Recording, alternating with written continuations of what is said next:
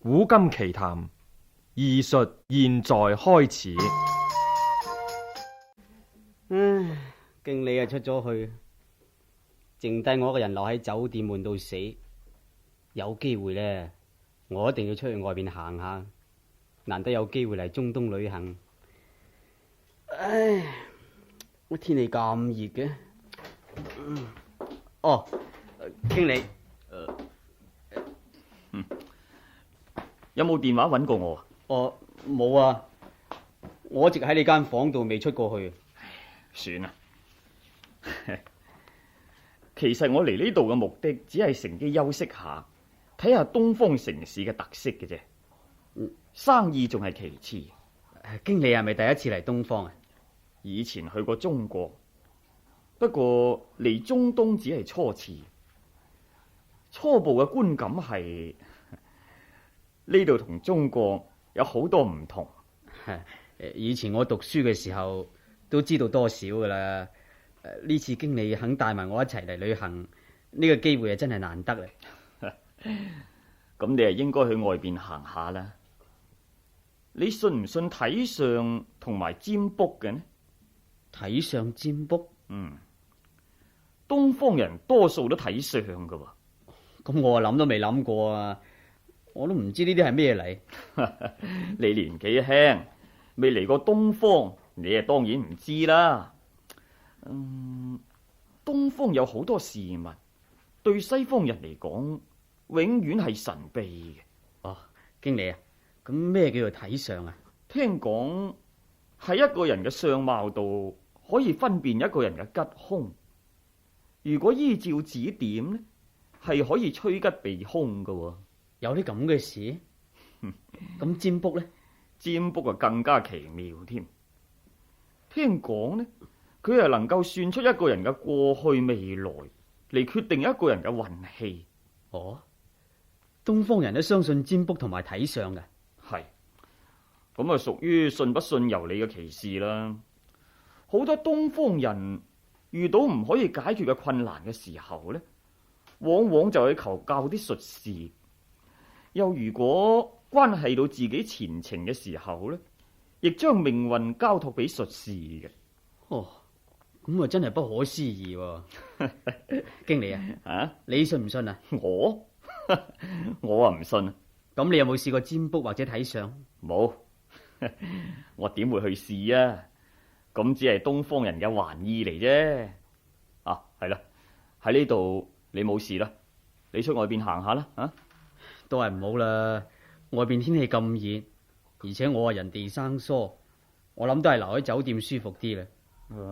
經理啊，你想飲啲乜嘢？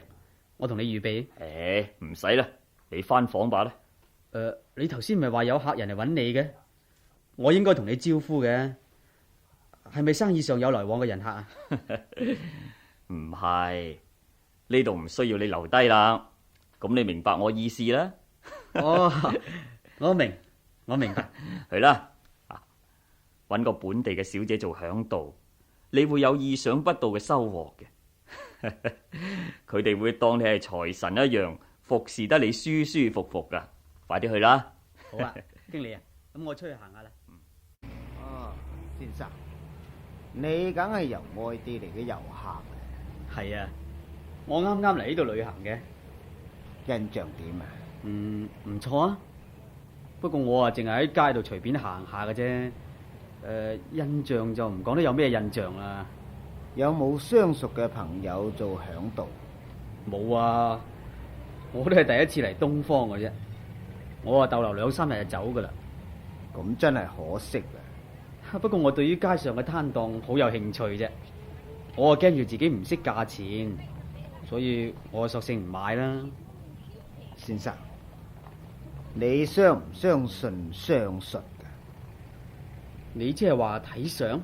係，唔怕話俾你知，由相貌可以睇出一個人嘅未來吉凶，亦都可以睇出一個人嘅運程。我未搵人睇過相噶，你識得同人睇相嘅咩？我識得睇相，亦都識得占卜。問題就係你相唔相信？先生，想唔想試下？我根本就唔知道呢啲係咩嚟，你叫我點信？算啦，我想去嗰邊行下。先生，請你等陣。好，有句說話我唔可以唔講。咩事啊？先生，你嘅相貌係非常好嘅相嚟，喺千百人之中好難揾到一個。如果你自己唔知，咁啊真係太可惜。呢啲問題我啊諗都未諗過，我當然唔知啦。咁有咩可惜唔可惜啫？算啦，我好多謝你稱讚我，係咁先。你唔信係嘛？咁都難怪。我同你第一次見面，你仲未知道我嘅本領。哦，唔係，咁我又唔係咁嘅意思。不過我對於你哋東方好多事物咩都唔知道，所以好難令到我相信啫嘛。先生，我可以令到你相信我嘅本領，願意試下嘛？你有辦法令到我相信？係，等我講一件事你知。你由呢度一直向東行，唔好擰翻轉頭，你就會遇到一個親人。親人？咁啊真係笑話啦！呢啲唔係笑話，我係好認真嘅。我唔怕話俾你知啊，我冇親人喺呢個地方嘅，甚至連相熟嘅朋友都冇個。你唔相信咁就難講。我個名叫阿韓，有一間鋪頭仔喺呢處。如果你向東行，唔可以遇到一個親人嘅，你翻嚟即管破我招牌。真係咁靈？我呃得你幾耐？只要你去試下，你就知道我嘅說話係唔係靈驗。好啦，橫掂我咁得閒，真係要試下啦。好極，你向東行，將來你一定會翻嚟揾我。好，我希望唔係翻轉頭嚟破你招牌得啦。我走啦。係啦，唔好轉頭。行咗幾乎半個鐘頭啦，前邊已經冇屋噶咯噃。嗰個睇相嘅人一派江湖口吻，簡直喺度亂講。佢想呃我睇相啫嘛。咦？前邊有一個油站喎。好，行到油站之後呢，我就唔行。一路我都冇遇到咩人呢？嗰啲咁嘅江湖上士，多數都係信口雌黃嘅啫，點可以作準嘅啫？喂，唔該你同我交滿油佢啊！哦，好啊好啊，交滿佢係嘛？嗰個老人家有啲似法國人。阿韓話我會遇到親戚，唔通會係佢？唔會咁巧嘅。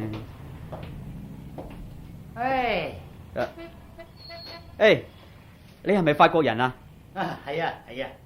哈哈，我叫雷亞，我啱啱喺法國嚟嘅。哦，我都係姓雷亞。係咩？高士。唔通我哋係親戚？我哋會係親戚？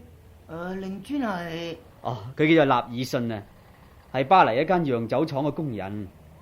我一直都喺巴黎讀書嘅，呢次係我第一次離開法國嚟東方旅行嘅啫。咁艾登係唔係你祖父啊？啊？你點知噶？哦，原來我哋的確係親戚啊！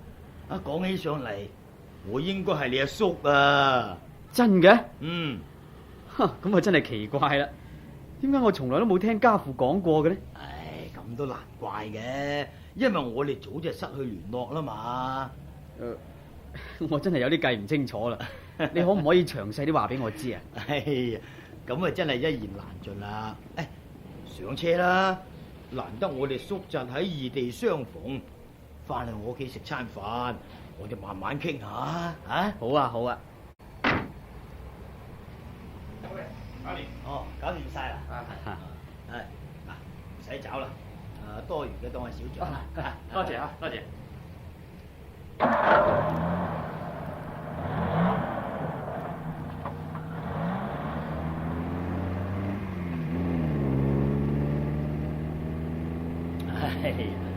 計起上嚟咧，就已經30年咯。我後生嗰陣時就嚟呢度做生意，喺呢處耽擱咗成幾十年，而家總算事業有成，發咗財啦。咁咪幾好？幾好。由於樣樣嘢都要親力親為，忙咗幾十年，漸漸同啲家人呢就失去聯絡咯。我娶咗個本地人啦，落地生根，簡直發夢都估唔到會喺呢度遇到自己嘅侄噶。阿叔啊，頭先我遇到一件好奇怪嘅事啫。啊，好奇怪嘅事？係咩事啊？我見到個相士，佢係都要同我睇相，成日都讚我個相好喎。哦，但係我根本唔識呢啲嘢嘅，我梗係唔信啦。佢點講啊？佢話喺好多人之中呢，好難遇到我個相咁好嘅。佢為咗要令我相信佢講嘅說話，就叫我向東一直行。佢話咁就會遇到一個親人噶咯。哦，於是你係照佢嘅說話去做咯，係嘛？係啊，由於我好好奇嘅，咁我咪照佢嘅說話，一直向東邊行咯。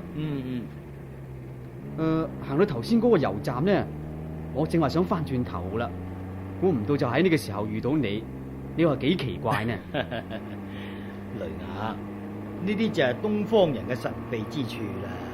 阿叔啊，唔通我個際遇係寫喺塊面度嘅？點解佢會睇得出嘅咧？嗬？算啦，你唔使理佢嘅，聽日最多係多謝佢，俾啲錢我佢咁咪得啦。東方人有好多嘢我哋唔明白嘅。係啦，阿叔啊，喺呢度你仲有咩親人啊？冇咯，我哋兩夫婦都老啦，又冇兒冇女，住一間好大嘅花園洋房。哎呀，其實係好孤單嘅。而家好啦，我見翻個侄，我都唔知幾開心啊！咁我都好開心啊！嗯，可惜我不過喺度呢逗留2-3日時間就要走噶啦。咩話？點解咁快要走啊？我係陪經理嚟東方旅行嘅，咁當然附帶仲做啲生意啦。哦，咁你個職位都唔細噶噃，係嘛？咁啊唔係啊，我不過係經理嘅小秘書嚟啫嘛。係啦，雷亞，我喺呢處有好多生意嘅，弊在咧就冇一個親人可以幫得我手，所以咧我自己覺得好吃力，好多時啊都錯過咗好多機會噶。阿叔啊，你個年紀都咁大咯，其實應該揾個得力嘅幫手幫下你啊。自己身體要緊啊嘛。我知，我早就有咁嘅打算噶啦，但係要揾一個靠得住嘅人唔係咁易噶嘛，尤其是本地人啊更加難靠，所以我啊有意見呢。哦，你想點啊？咁咧，黎雅，如果你唔嫌棄嘅，你大可以留低幫我個手，我唔會代薄你噶。咁啊，係咯。咩啊？我驚乜嘢先得噶？唔緊要噶，錢呢方面幾多我都俾得起。你係我個侄啊嘛。唔係錢嘅問題，阿叔你千祈唔好誤會啊。哦，咁你驚乜嘢？我驚我幫唔到你咋，而且我點可以忽然間留低抌低經理唔理嘅呢？雷雅，你夠聰明又有本事，我睇得出噶。我相信你一定唔會令我失望。至於你嘅經理嗰方面，佢亦冇理由阻礙你嘅前程啊。雷雅，呢個係你嘅機會嚟噶。好啦，咁我考慮下先啦。不過我仲要徵求下經理嘅意見，先至可以答覆你嘅。咁都好。做人係要有始有終。食完飯之後，你又翻去同你個經理傾下，相信佢唔會留難你嘅。希望係啦。老闆一向對我都好好噶。雷雅，你睇下前面嗰座花園洋房就係我屋企啦。係，環境唔錯喎，又大又幽靜吓。不過可惜唔夠熱鬧啊！唉，不過算啦，我哋都寂寞慣噶咯。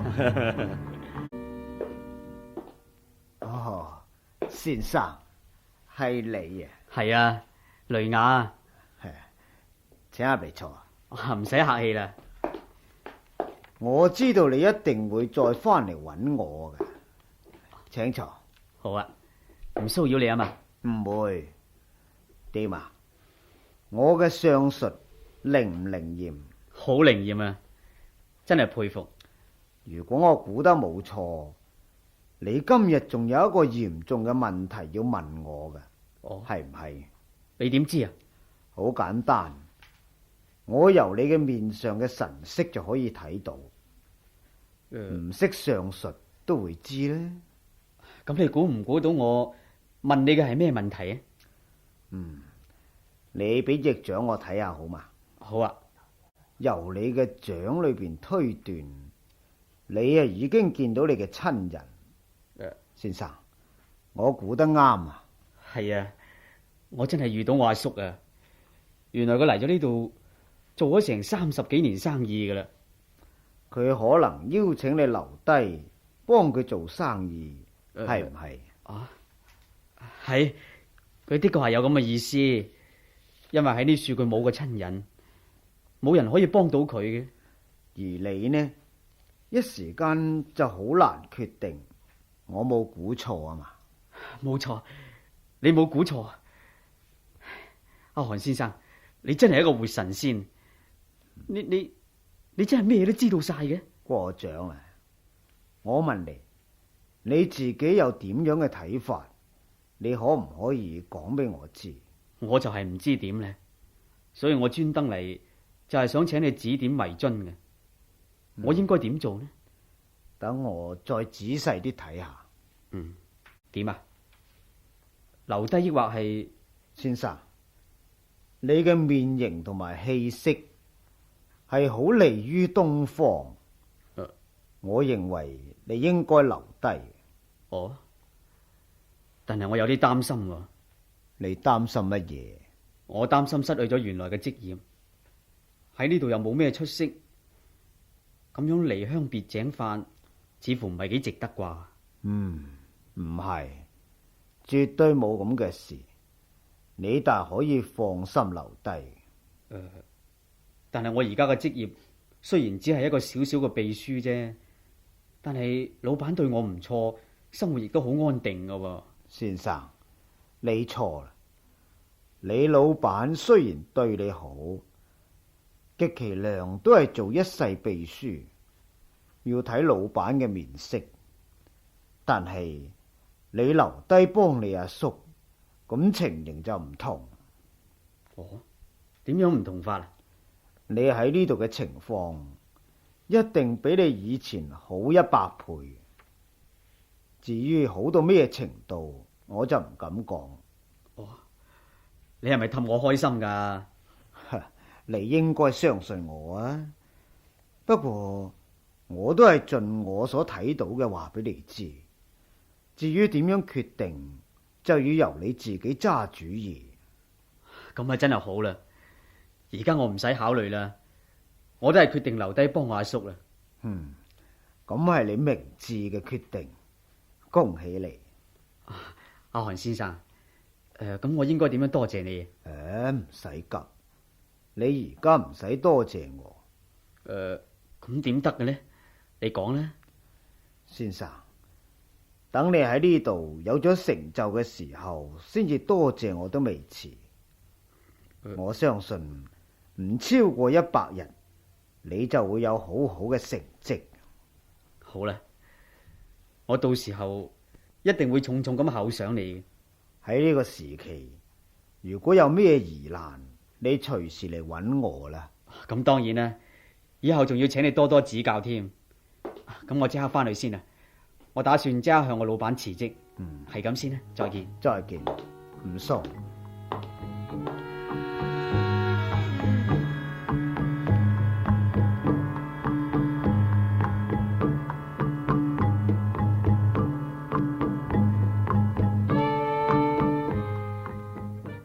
嚟，雷雅，飲杯咖啡。好啊。阿叔啊，嗯，你好似好開心咁嘅。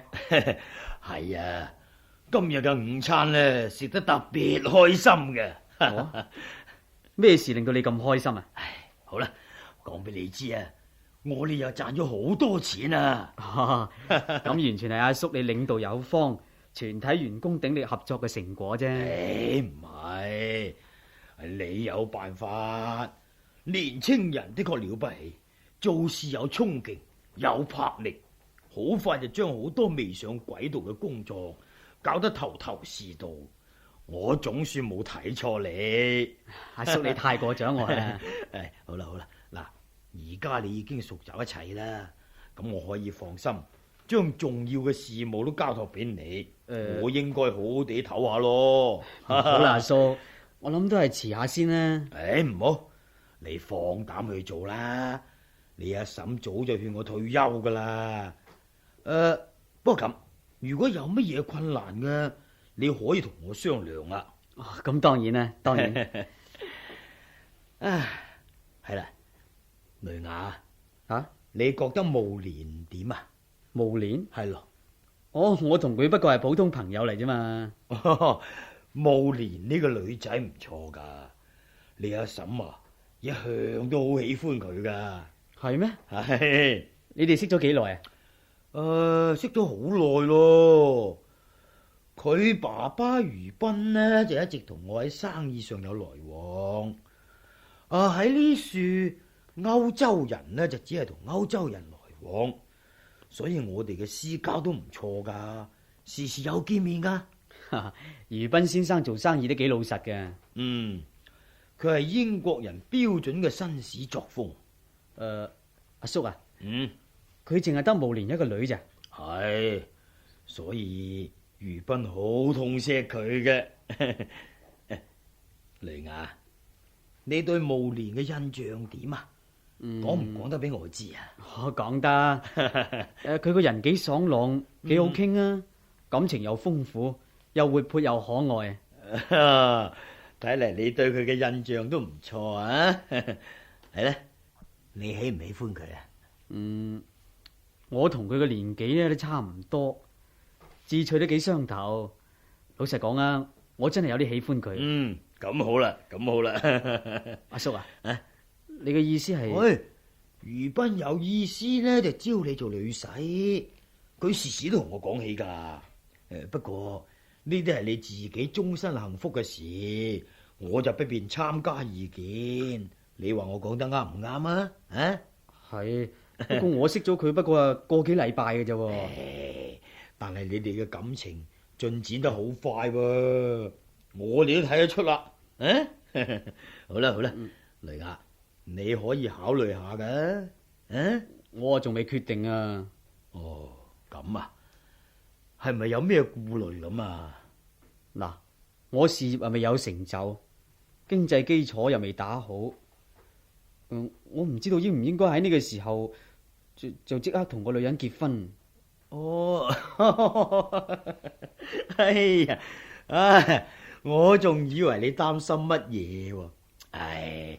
將來你就係我唯一嘅承繼人，我嘅一切都係你噶啦。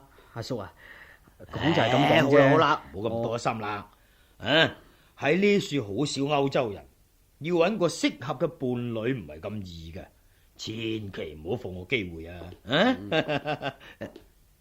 啱啦，佢嚟啦。喂，雷雅，慕蓮，阿叔你都喺度啊？係啊，阿慕蓮，你嚟得啱啦。你陪阿雷雅啦，我有啲事啊。你坐下先啦。再見。喂，雷雅，陪我出去行下啦，好冇？你想去邊度啊？冇所謂，一個人喺屋企又好悶嘅。咁好啦，我去打個電話先吓，對唔住啊。喂，阿漢先生啊，係，有一件事我想請教你啊。我想結婚啫，不過我仲未揸定主意，唔知道你得唔得閒呢？你帶佢嚟俾我睇下，唔使入嚟㗎，你陪住佢喺我鋪頭前邊慢慢行過，我就可以見到啦。好啊，咁我即刻嚟啊！點啊，玲啊？好啊，我陪你四周圍行下。好啊，我哋去邊度行啊？我帶你行下啲攤檔啊嗱，你唔反對啊嘛？梗係唔反對啦，聽晒你話。阿韓先生，嚟，我哋再飲一樽啤酒添。好啊好啊，今晚呢一餐晚餐真係豐富啊！嚟飲。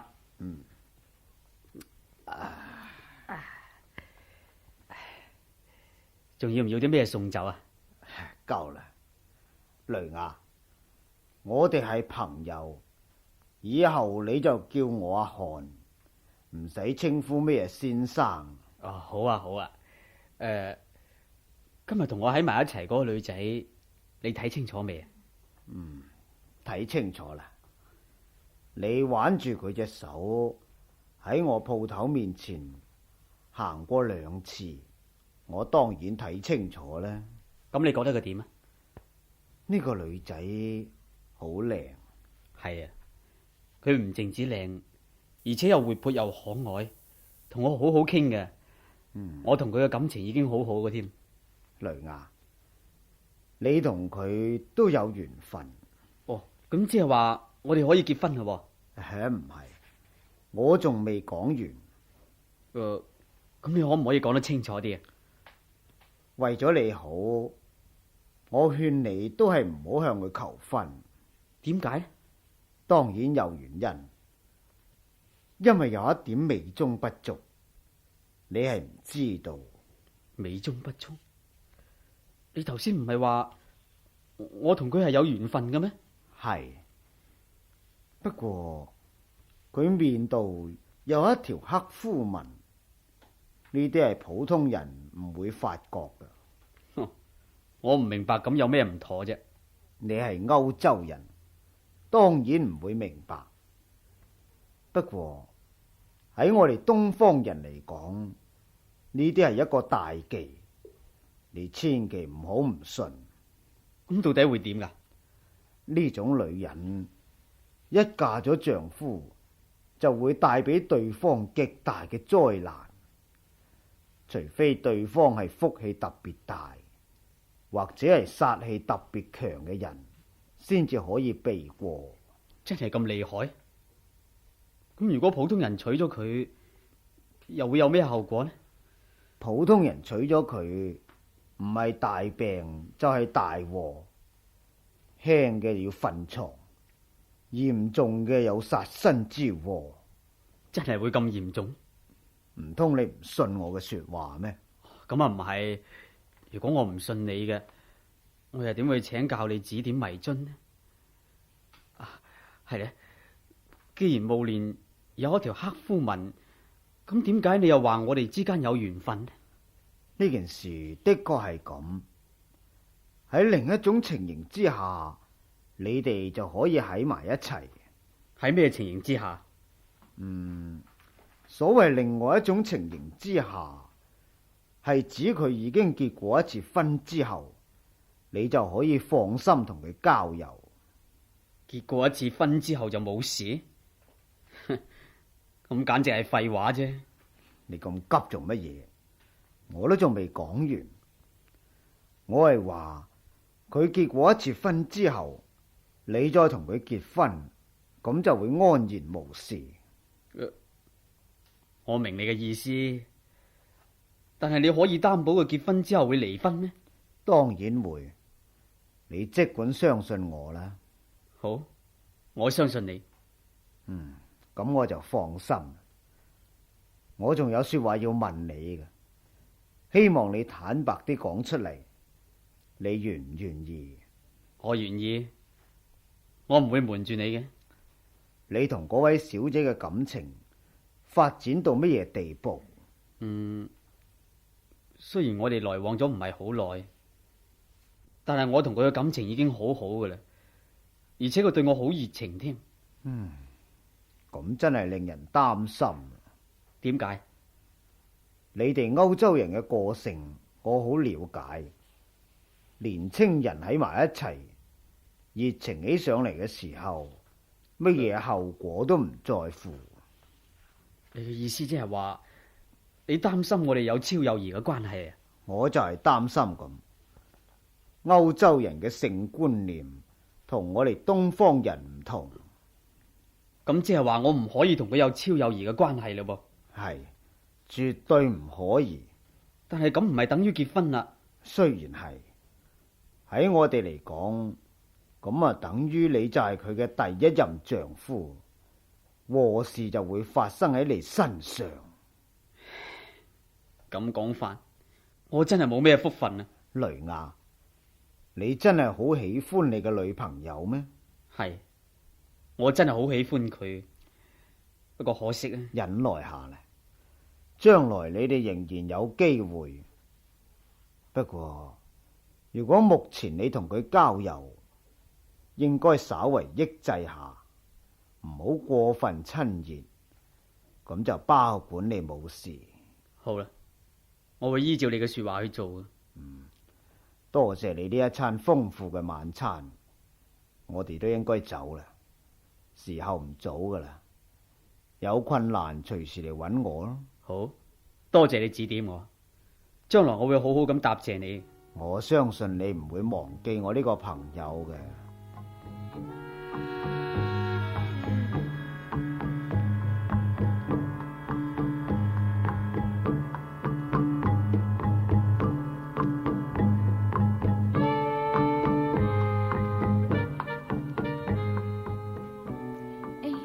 雷亞，嗯，去我間房坐下，好冇？喺客廳度坐咪一樣。唔好，橫掂爸爸又唔喺屋企，我有說話要同你講嘛。喺房裏邊比較方便嘅，呢？好咧。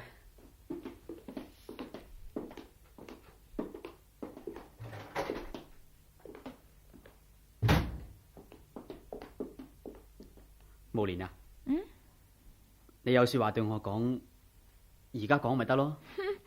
你咁心急做咩啫？嗱，飲杯酒，我哋慢慢傾，咁咪更加有情趣。呢？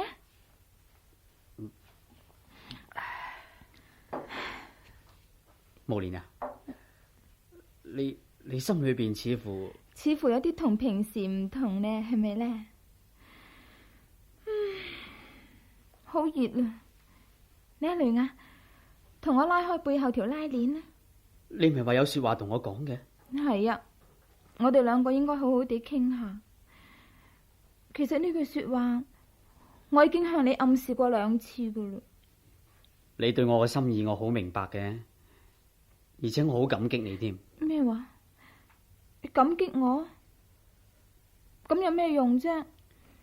你一直都冇明確咁答覆過我。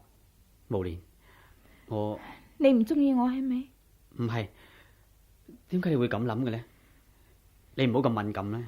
唔係我敏感，我覺得你近來對我呢冇以前咁熱情，有陣時仲專登避開我添。唔係啊，不過近來嘅工作比較忙啲，所以你咩啊？講啦。我諗我的確唔適宜過早結婚，所以我冇辦法唔抑制自己，免至令你失望。哦，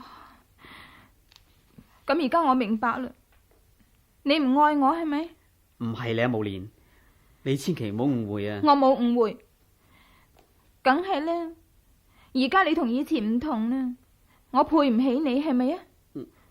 不過我爸爸喺呢度嘅地位都唔差得過你啊！你諗咗去邊啫？無蓮，我係好愛你嘅，不過目前我仲未想結婚住，因為我嘅事業啱啱開始。結咗婚有咩妨礙啫？你係故意推搪啫嘛？好啊，或者喺你眼裏邊，我已經冇咗魅力啦，咁所以你就你唔好咁樣挖苦我啦，我有我個苦衷嘅。結婚呢個問題，我哋以後再講。雷亞，坦白講句，你仲係愛我嘅，係咪？當然啦，我係愛你，以前係，而家都係啫。好，咁你過嚟啊！結婚只不過係形式，我哋何必斤斤計較啫？女兒，我愛你，我真係好愛你，你唔好離開我，唔好離開我。你仲猶豫咩啫？你啲膚色真係靚，好似一副白玉咁，真係柔軟。記住，絕對唔可以，絕對唔可以。咁等於話，你就係佢嘅第一任丈夫，禍事就會發生喺你身上。絕對唔可以啊！絕對唔可以！你做咩啫？唔得！點解唔得？絕對唔可以！點解唔得啫？只有我哋相愛咪得咯。我唔應該咁做，我咁樣我對你唔住嘅。慕蓮，我應該走，請你原諒我。雷亞，我恨你，我一世都憎恨你。慕蓮，我哋唔可以結婚嘅。如果你要恨我，我都冇辦法，我冇法子向你解釋。嗱嗱聲扯，雷亞，你以為我嫁唔去咩？我偏偏就嫁俾你睇下。慕蓮，你將來會明白我嘅。扯啊扯！好，我扯。我永遠都唔想見到你，扯！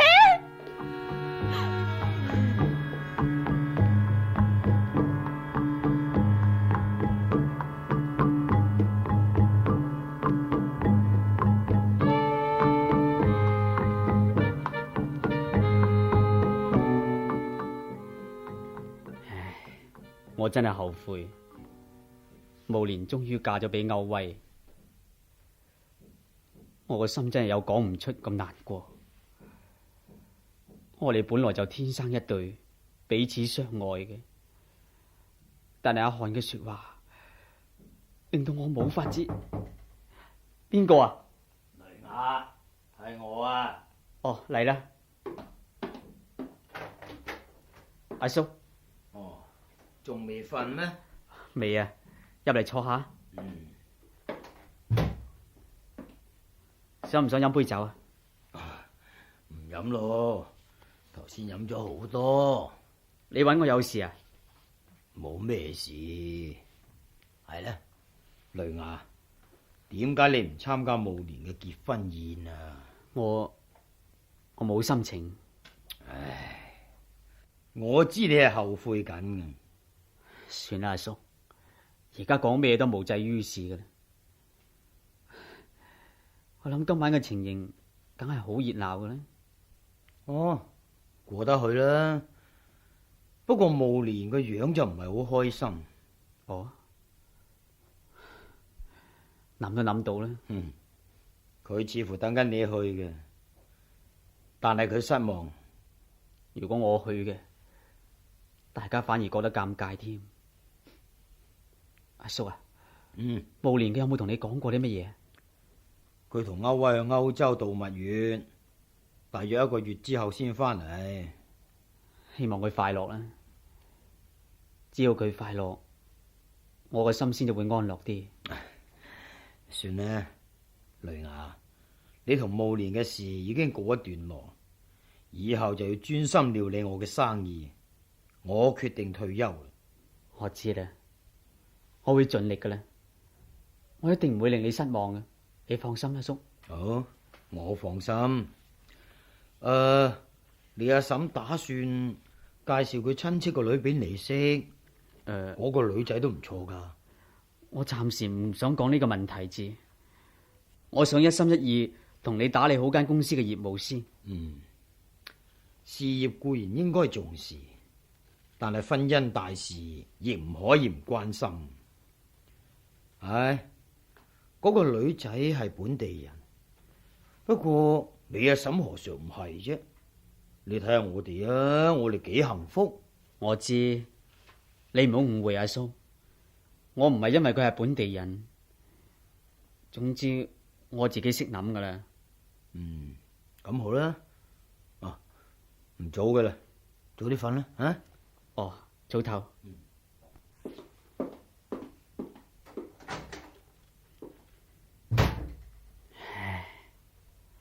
白白將一個如花似玉嘅美人送咗俾第二個男人，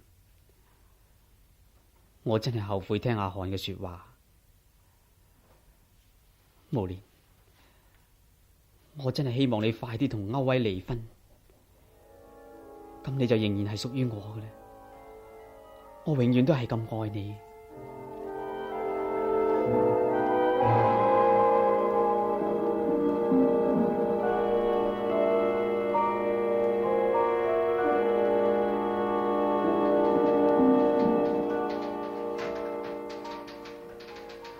余斌先生，關於嗰批貨呢，2日之後一定可以運到噶啦，唔會阻遲你嘅，你放心。得啦，雷雅，以你嘅辦事能力，我係絕對信任你嘅。我嚟揾你唔係為咗生意，只係同你傾下偈咁嘅啫。咁以後你要多啲指點下我啊，因為我做生意嘅經驗仲係好淺。而且我總係覺得心理負擔好重嘅。唉，雷雅，千祈唔好睇得咁嚴重至得嘅。其實你阿叔已經打穩咗基礎，你只要依循住去做，就唔會發生問題噶啦。我覺得以前呢，有好多唔合理嘅地方係需要改革嘅。我阿叔都有咁講過。係，好多事都唔能夠話一成不變嘅。但係我啊驚唔會咁順利，萬一生意差咗，豈不是對唔住我阿叔？咁你可以事先同佢商量下嘅。係啦，雷雅，照你嘅睇法，我哋歐洲人喺呢度嘅生意前途點呢？老實講，我認為好多地方都蘊藏住危機。不過暫時仲未爆發嘅啫，諗落真係有啲擔心。係咩？你可以舉個例嘛？我認為最大嘅問題呢係工人嘅待遇。工人嘅待遇？工人嘅待遇唔算差。嗰班本地人蠢到一隻豬咁，又懶，能夠解決到生活，佢哋已經好滿足噶啦。但係而家時代唔同啦噃，我哋唔能夠仍然以30年前嘅眼光嚟睇佢哋嘅。我知，不過只要加多少俾佢哋，佢哋就好容易滿足噶啦。嗱，我哋公司舊年都加過薪噶啦，你阿叔都知噶。我當然知啦，不過加得太少，工人就敢怒不敢言。如果有人從中挑撥下添，咁情形就會惡化噶啦。我就唔相信嗰班工人會搞出啲乜嘢花樣。如果要滿足佢哋，咁我哋豈不是賺少好多錢？我嘅睇法係同你唔同啦。點樣唔同？講出嚟大家研究下。嗱，如果啲工人唔滿足呢，自然係工作散漫，生產力當然亦都慢咗啦。如果提高待遇，佢哋為咗珍惜呢份工作，咁啊自然會好勤力咁做。其實得益嘅始終都係我哋啫。咁你嘅意思，你阿叔同意噶啦？佢唔同意啊！佢亦都認為本地人人力好賤，唔憂請唔到工人嘅。佢認為而家嘅待遇已經足夠噶啦。啱啊！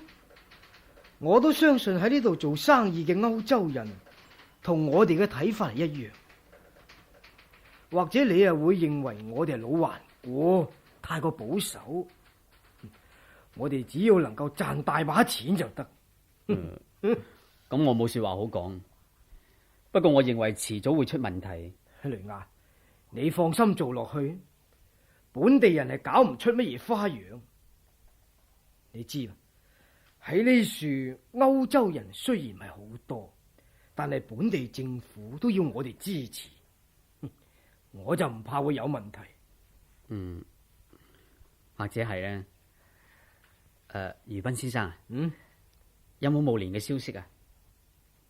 慕蓮，唉，唔好講佢啦。點解？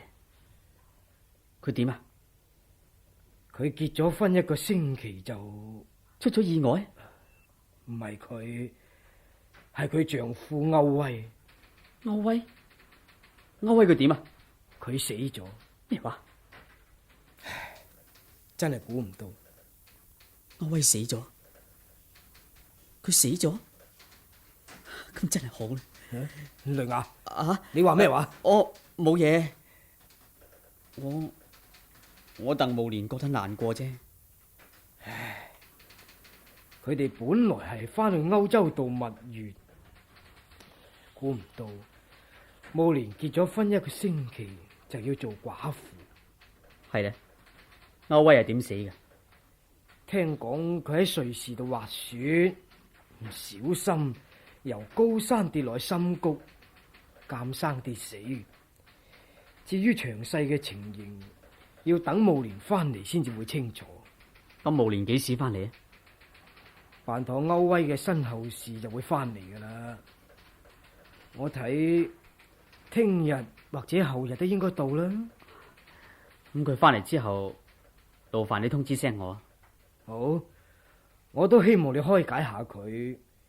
你兩個到底係好朋友嚟啊？當然啦，我會噶啦。我可以抽啲時間陪下佢，氹下佢開心嘅。咁就最好啦。佢媽媽為咗佢都唔知幾擔心，怕佢一時間諗唔開，會糟蹋自己。哦，慕蓮唔係咁嘅人嚟嘅，你哋放心啦，我一定會令到佢快樂嘅。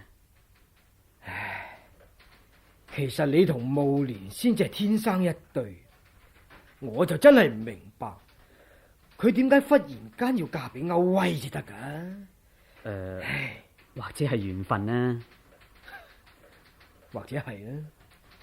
啊，雷亞，我都要走，你幫我問候高時先生啊。好啊好啊，咁唔送啦喎。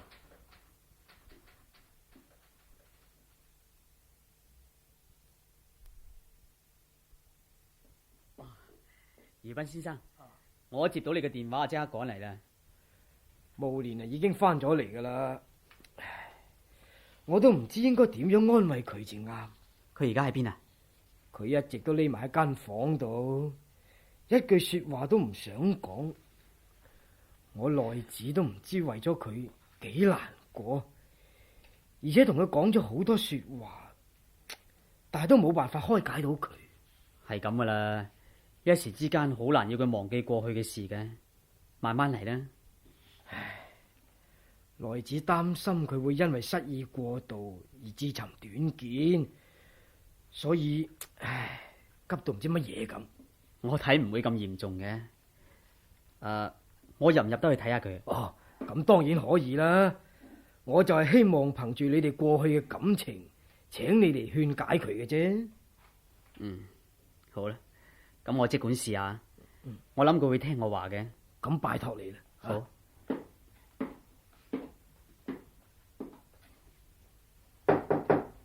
慕蓮，慕蓮啊，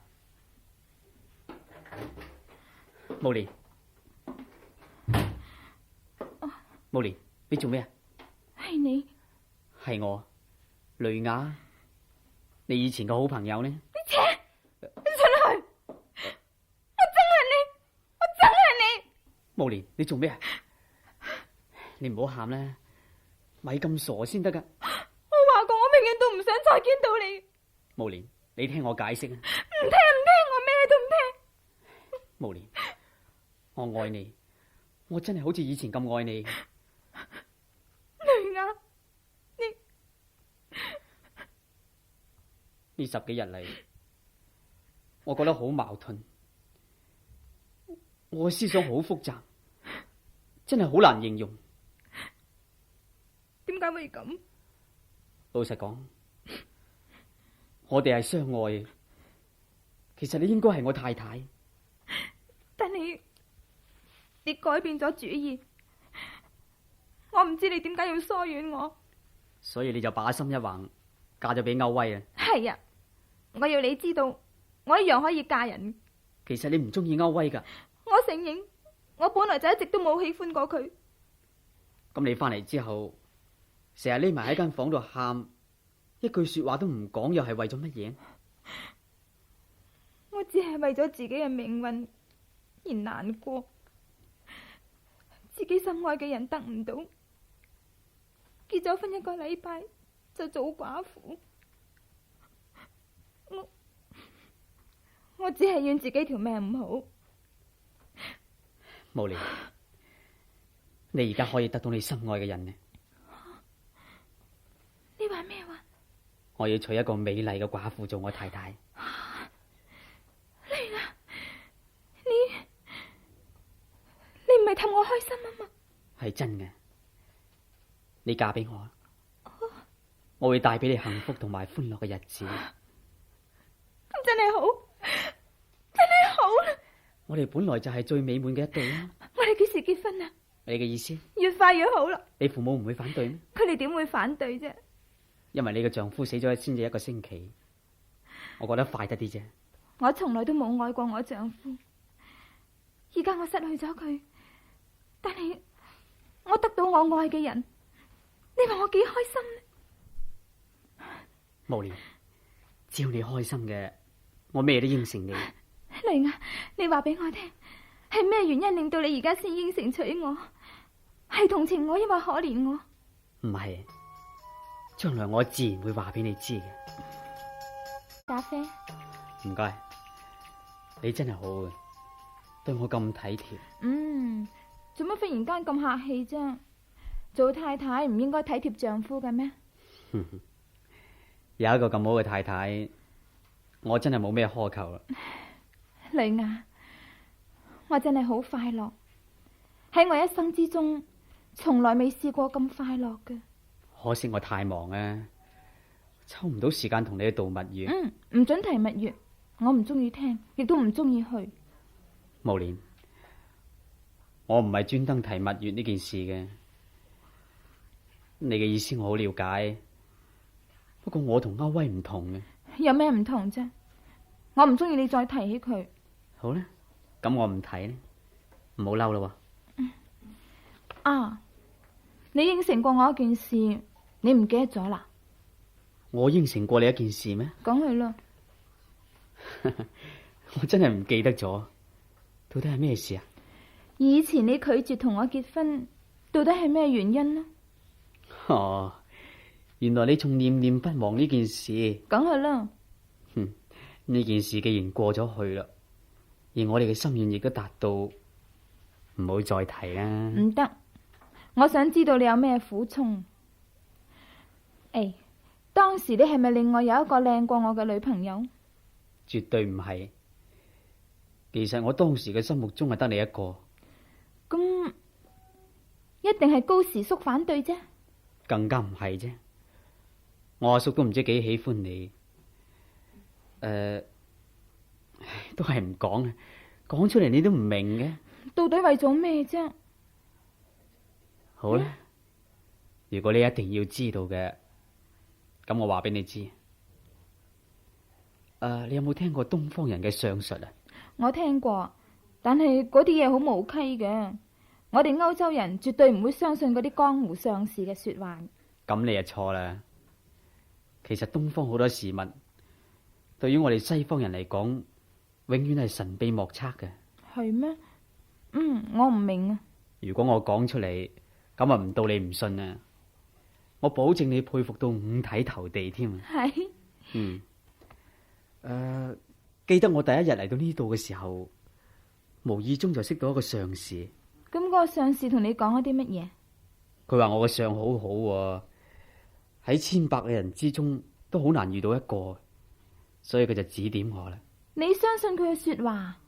唔係，初時呢，我以為係一般嘅江湖口吻啫，咁所以我冇答到佢。但係奇怪嘅事就令到我冇辦法唔相信佢嘅。係咩奇怪嘅事啊？當時佢叫我一直向東行。佢話你向東行呢，就會遇到親人噶啦咁。咁我一時好奇，就依照佢嘅說話一路行去東邊呢。點啊？點知真係遇到我從來未見過嘅阿叔喎。真係咁巧？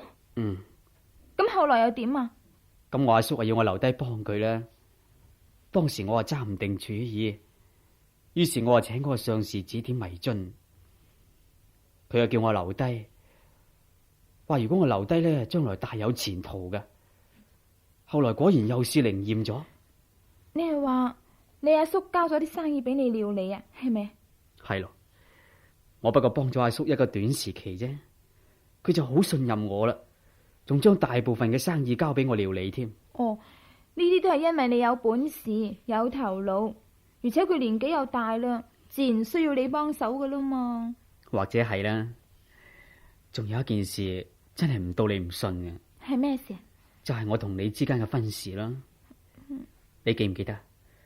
當你一再向我暗示嘅時候，我又曾經暗中去請教過佢。哦，係佢反對我哋結婚？可以咁講啦。佢讚你生得靚，但係呢就有一點美中不足噶。我又冇見過佢，佢點知啊？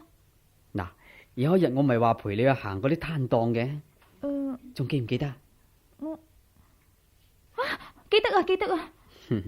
我暗中曾經帶你行過佢鋪頭2次噶啦。目的係想佢睇清楚你個樣。原來佢睇到你塊面有一條黑膚紋，佢話如果邊個做咗你丈夫呢，就會發生禍事噶啦。你就因為咁樣唔敢同我結婚啊？冇錯，結果歐威咪做咗替死鬼啦。喺瑞士滑雪嘅時候，佢咪跌咗落深谷死嘅。嗰個上士真係咁犀利？冇錯，前後幾件事就足以證明佢講嘅說話係好靈驗嘅呢。但係點解你而家又咁同我結婚咯？因為佢話如果你克死咗第一任丈夫之後呢，我就可以同你喺埋一齊，唔會再有事噶啦。所以當我知道你做咗寡婦嘅時候，我個心真係好開心嘅。雷亞，呢啲事真係不可思議。所以啫，真係唔到你唔信嘅。嗱，我哋以後呢，真係要特別敬重佢，無論做咩事都要問過佢先至好做啊。係，我哋要好好地多謝佢先至得嘅。當然呢，我仲打算送一大筆金錢俾佢，同埋送啲名貴嘅禮物俾佢添。仲有啊，多啲請佢翻嚟屋企飲酒，我哋要奉佢為神明先得。係咧，嗰個上士叫咩名啊？佢叫做阿韓。阿韓，雷亞，你幾時介紹嗰個上士俾我識啊？我想識下呢位奇人啊。我真係好心急想見下佢啫。好啊，咁我即刻使人請佢嚟食餐飯，介紹你識佢。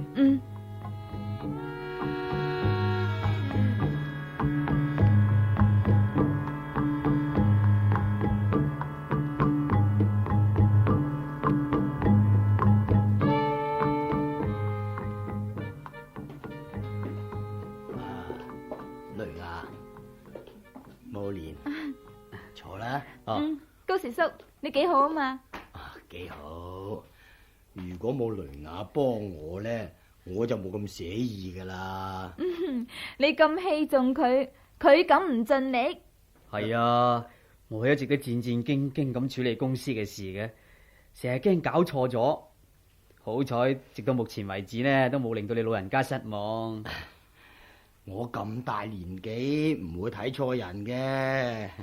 嚟，我哋飲杯酒咧。嚟，等我斟酒啊。係你阿嬸呢？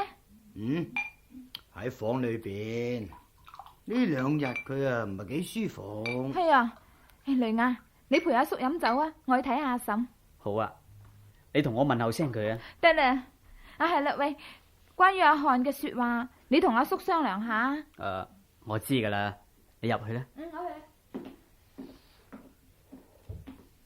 雷亞，你有嘢想同我商量咩？係啊。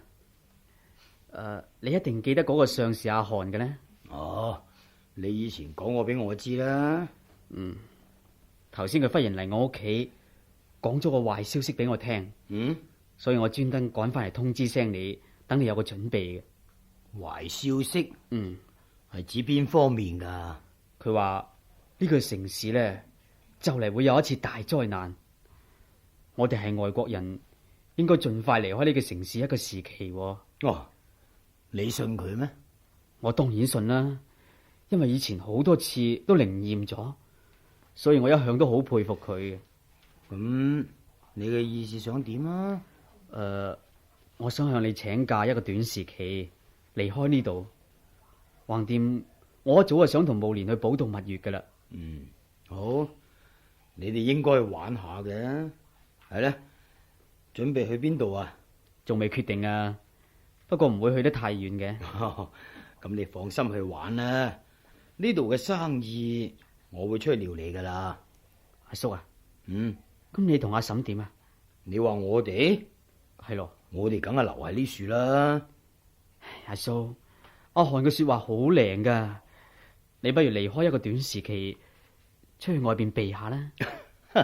哎呀，我喺呢度幾十年，從來未發生過乜嘢事，唔通為咗上司一句說話就俾佢嚇走咩？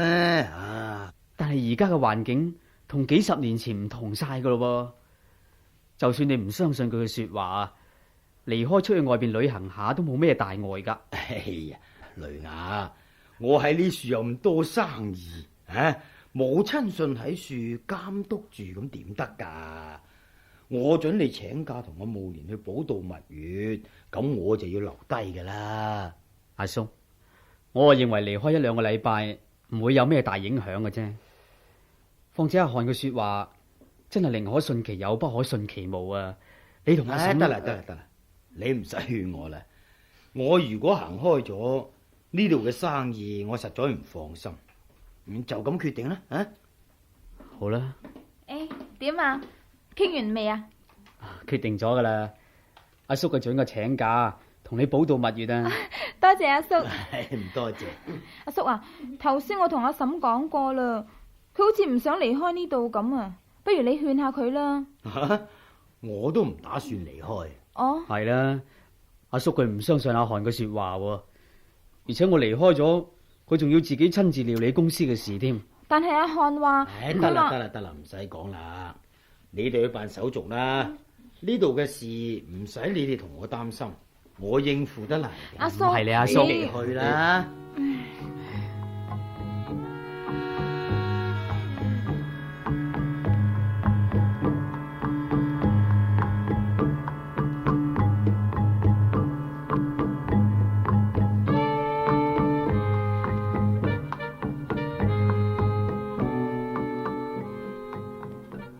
姑娘啊，請問高時先生喺邊間病房啊503啊。唔該，阿叔啊真係硬頸，硬係唔聽我勸告嘅。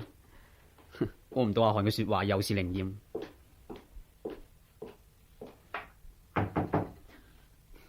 入嚟。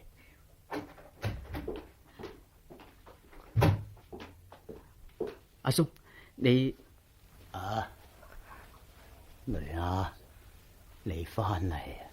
係咁好啦。我知道咗呢度發生暴動，好多外國人都遭殃，個個都損失慘重，所以我就一個人趕翻嚟先。唉，我真係後悔唔聽呢個勸告。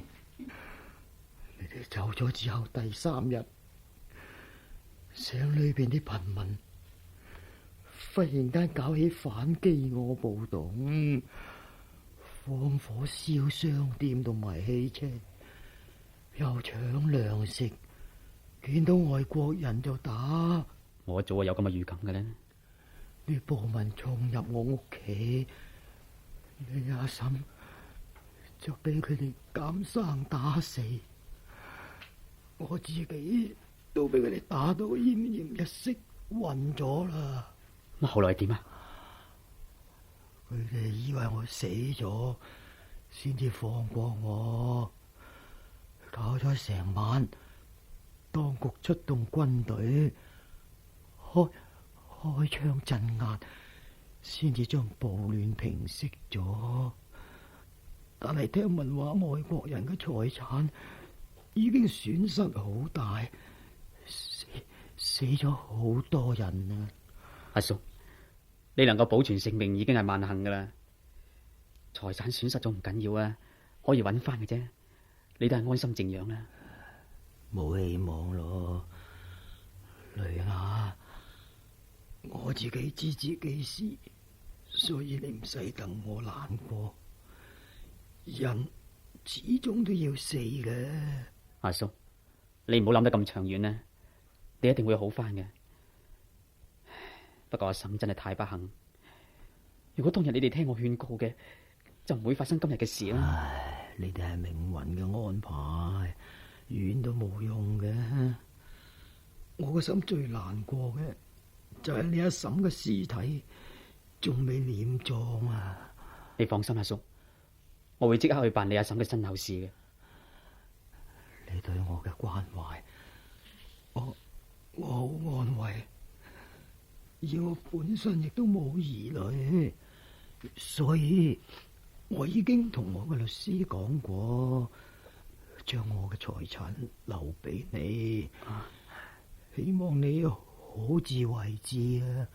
阿叔，你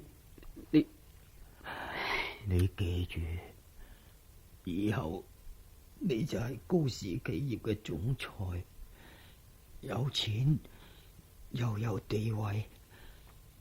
但係你後生，樣樣嘢要小心，唔好輕舉妄動，知嘛？我知啊，我一定謹記你嘅教訓。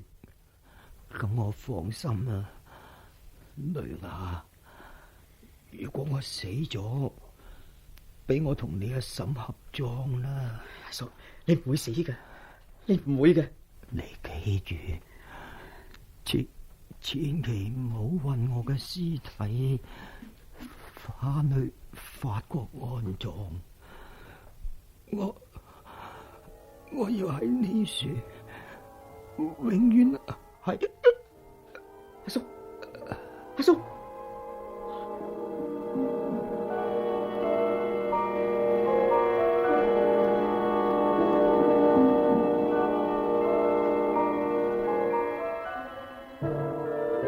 雷亞，過嚟啊，有嘢同你講。咩事啊，無蓮？關於阿韓嘅問題啊。阿韓？佢有咩問題呢？我哋對佢已經唔錯噶啦，為咗報答佢，我接咗佢翻嚟屋企住，對佢好似對上賓一樣。佢唔使再喺市集同人睇相，每個月又可以攞一筆錢。我咁樣厚待佢，仲會有咩問題啊？唔係佢自己嘅問題，而係我哋啲僕人個個都唔滿意佢嘅態度嘅。佢嘅態度點啊？聽講阿韓嘅態度呢，非常之驕橫，對待啲僕人呢，好冇禮貌嘅，有時借意調戲啲女工人添。哦，你喺邊度聽翻嚟噶？佢哋個個都敢怒不敢言，淨係彩花忍唔住就講晒俾我聽啦。你都成日喺屋企噶，你認為佢講嘅說話可唔可靠？我都曾經留意觀察過噶啦，我覺得彩花並冇講大話。但係我哋唔可以得罪阿韓嘅，因為佢係我嘅恩人。你諗下，當初唔係佢指點我邊度有今日呢？不過你聽我講埋落去先啦。如果阿韓佢唔堅定我嘅信心，我就唔會喺度留低。如果佢唔教我趨吉避凶，我又點可以保存性命呢？所以飲水思源，我哋應該報答佢。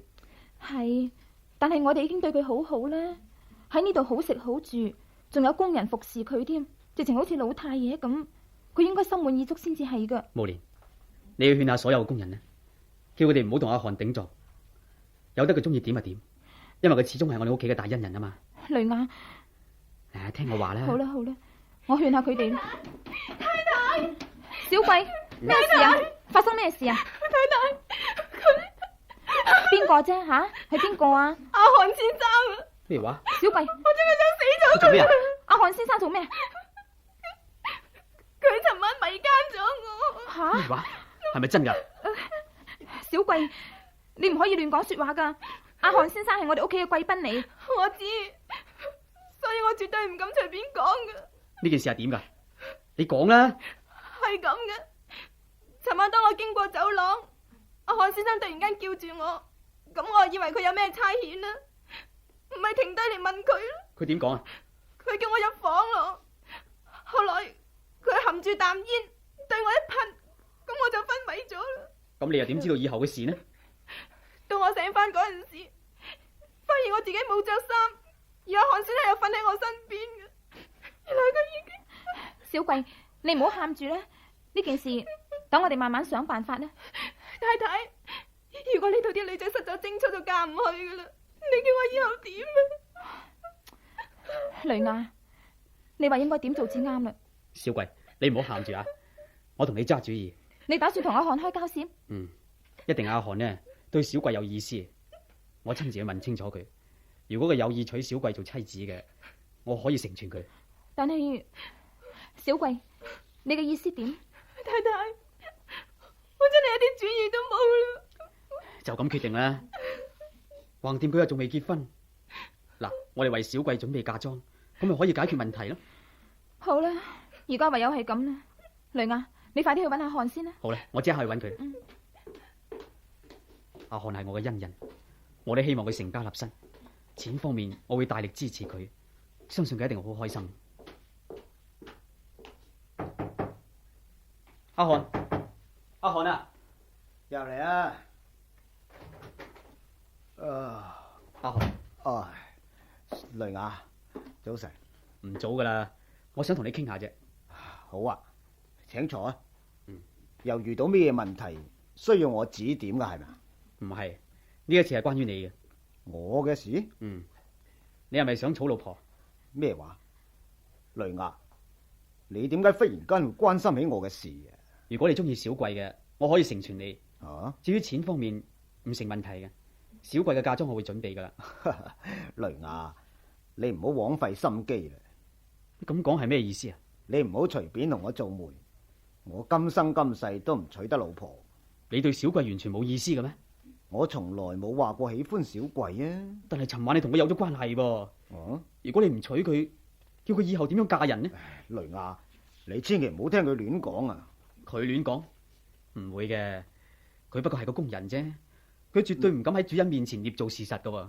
你唔相信我講嘅說話？咁等我話俾你聽，我唔係男人嚟嘅。咩話？你唔係男人？係。咁你係女人咯噃？又唔係女人。咁你係半男半女，可以咁講。雷亞，所以我唔可以娶妻，你明白咧？對唔住啊，我唔應該干預你嘅私事。唔緊要，我唔會介意嘅。好，我要出去教訓下小桂先。豈有此理！居然喺我面前講大話。點啊？阿漢應承娶小桂啊？簡直係豈有此理！佢唔應承，佢想推卸責任啊？唔係，小桂，你過嚟。先生，你都算好膽啊！居然喺我面前講大話，冤枉好人。唔係啊，我唔敢噶，我真係唔敢噶。你仲唔認？雷亞，到底係點嘅啫？點解你口口聲聲話小桂講大話，冤枉好人呢？哼，無憐，小桂阿漢迷奸咗佢，簡直係捏造事實。小桂故意陷害阿漢？點會呢？唔會，其實係佢自己喺外邊勾三搭四，就將啲責任推喺阿漢身上。唔係啊，太太，請你信我啦。尋晚的確係阿漢先生佢。唔准你亂講。我唔係亂講噶，真係佢做嘅。雷亞，會唔會係阿漢根本冇意思娶小桂，所以就推得一乾二淨呢？無憐，阿漢絕對唔係咁嘅人嚟嘅，佢根本就冇犯罪嘅條件。你咁肯定？係佢話俾我知嘅。你可以證明乜嘢？因為阿漢根本唔係男人，咁佢點可以迷奸小桂呢？咩話？佢唔係男人？唔係啊，佢講大話嘅。先生，你千祈唔好信佢啊，佢講大話噶。講大話？哼！如果阿漢唔係男人，佢當然係冇可能做出嗰種事呢。小桂，你點解要冤枉阿漢呢？我唔係冤枉佢嘅，我點解要冤枉佢啊？既然你哋個個都唔信我，咁我仲有咩說話好講？真係豈有此理！無憐，呢件事一定要喺啲工人面前澄清嘅，以後唔准再有唔尊敬阿漢嘅事發生。我會噶啦。采花嚟啦！太太叫我啊？係。有咩吩咐啊？采花，我吩咐你，以後你哋都唔准再講上士阿漢嘅閒話，知道嘛？但係我報告你嘅係事實嚟噶，大家早對佢就不滿噶啦，不過唔敢講啫嘛。或者阿漢嘅脾氣係大啲，不過佢對我哋屋企有恩，我哋都要尊敬佢啦。何況你哋呢班下人，所以大家應該忍下氣嘅。太太，如果淨係俾佢呼呼喝喝咁都冇乜所謂，但係佢對我哋幾個工人無手無腳咁樣，我哋點可以忍啊？彩花，唔好聽小貴亂講啊！小貴點會亂講啫？你睇下佢啊，哭哭啼啼咁樣，可能阿漢先生真係蝦過佢噶。唔好講啦，太太，頭先已經證明咗琴晚嘅事唔係阿漢做嘅。太太，佢平日嘅所作所為，小貴唔會冤枉佢嘅咧。彩花，你唔相信我嘅說話咩？唔係，我戥阿小貴唔抵啫。好，我話俾你聽，阿漢唔係男人嚟。吓？唔係啩？有乜可能呢？阿漢的確唔係男人嚟。嗱，你哋照我嘅吩咐，話俾所有嘅下人知，以後唔准再對阿漢無禮。哦，我照你嘅說話講啦。仲有，吩咐小貴以後講說話要小心啲。如果唔係，我會重重咁處罰佢嘅。去啦。哦，彩花，你過嚟啊！咩事啊？同我將呢一幅油畫掛喺嗰幅牆嗰度。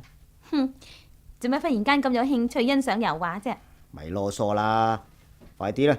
等我攞把梯嚟先啦。唔使啦，企上台面應該夠高噶啦，唔夠啊再加多張凳喺台面咪得啦。咁啊，好危險噶喎，我怕跌落嚟啊！我同你扶住張凳，快啲啦！你上去先，我拎幅油畫俾你啊！咁好啦，嗱，扶實啦吓。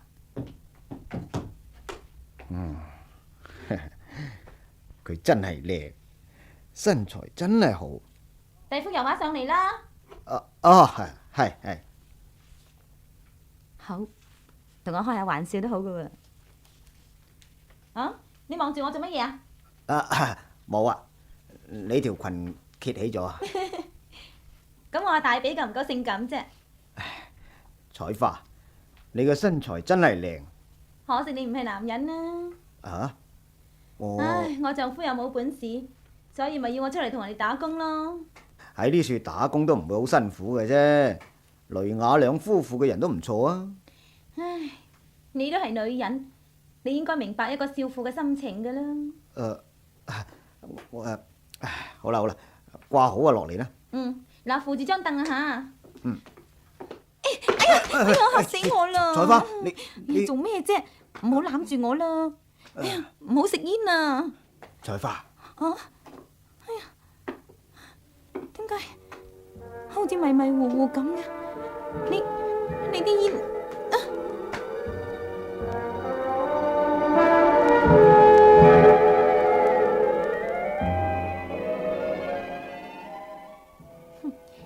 我明白到底係乜嘢事啦。你嬲啊？你話你唔係男人，原來係呃人嘅。我冇呃人噃，你唔信，我可以俾你睇下。唔使啦。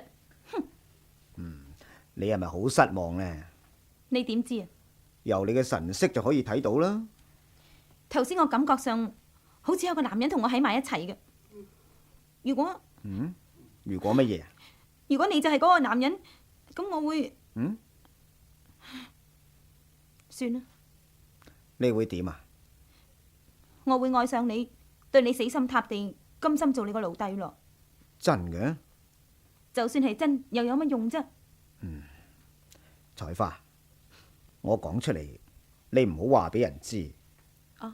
其實嗰個人係我嚟嘅。係你？我唔信。我都仲未講完。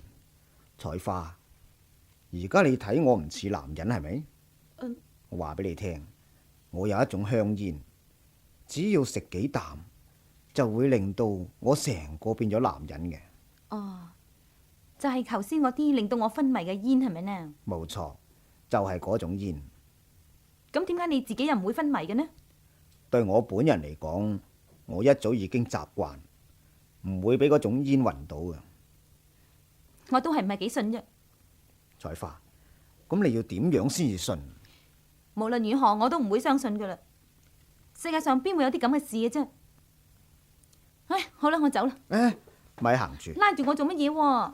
呢，等我試俾你睇下。咩話？你又食嗰啲煙？當我噴啖煙嘅時候，你要避開。哦，唔通佢講嘅係真嘅？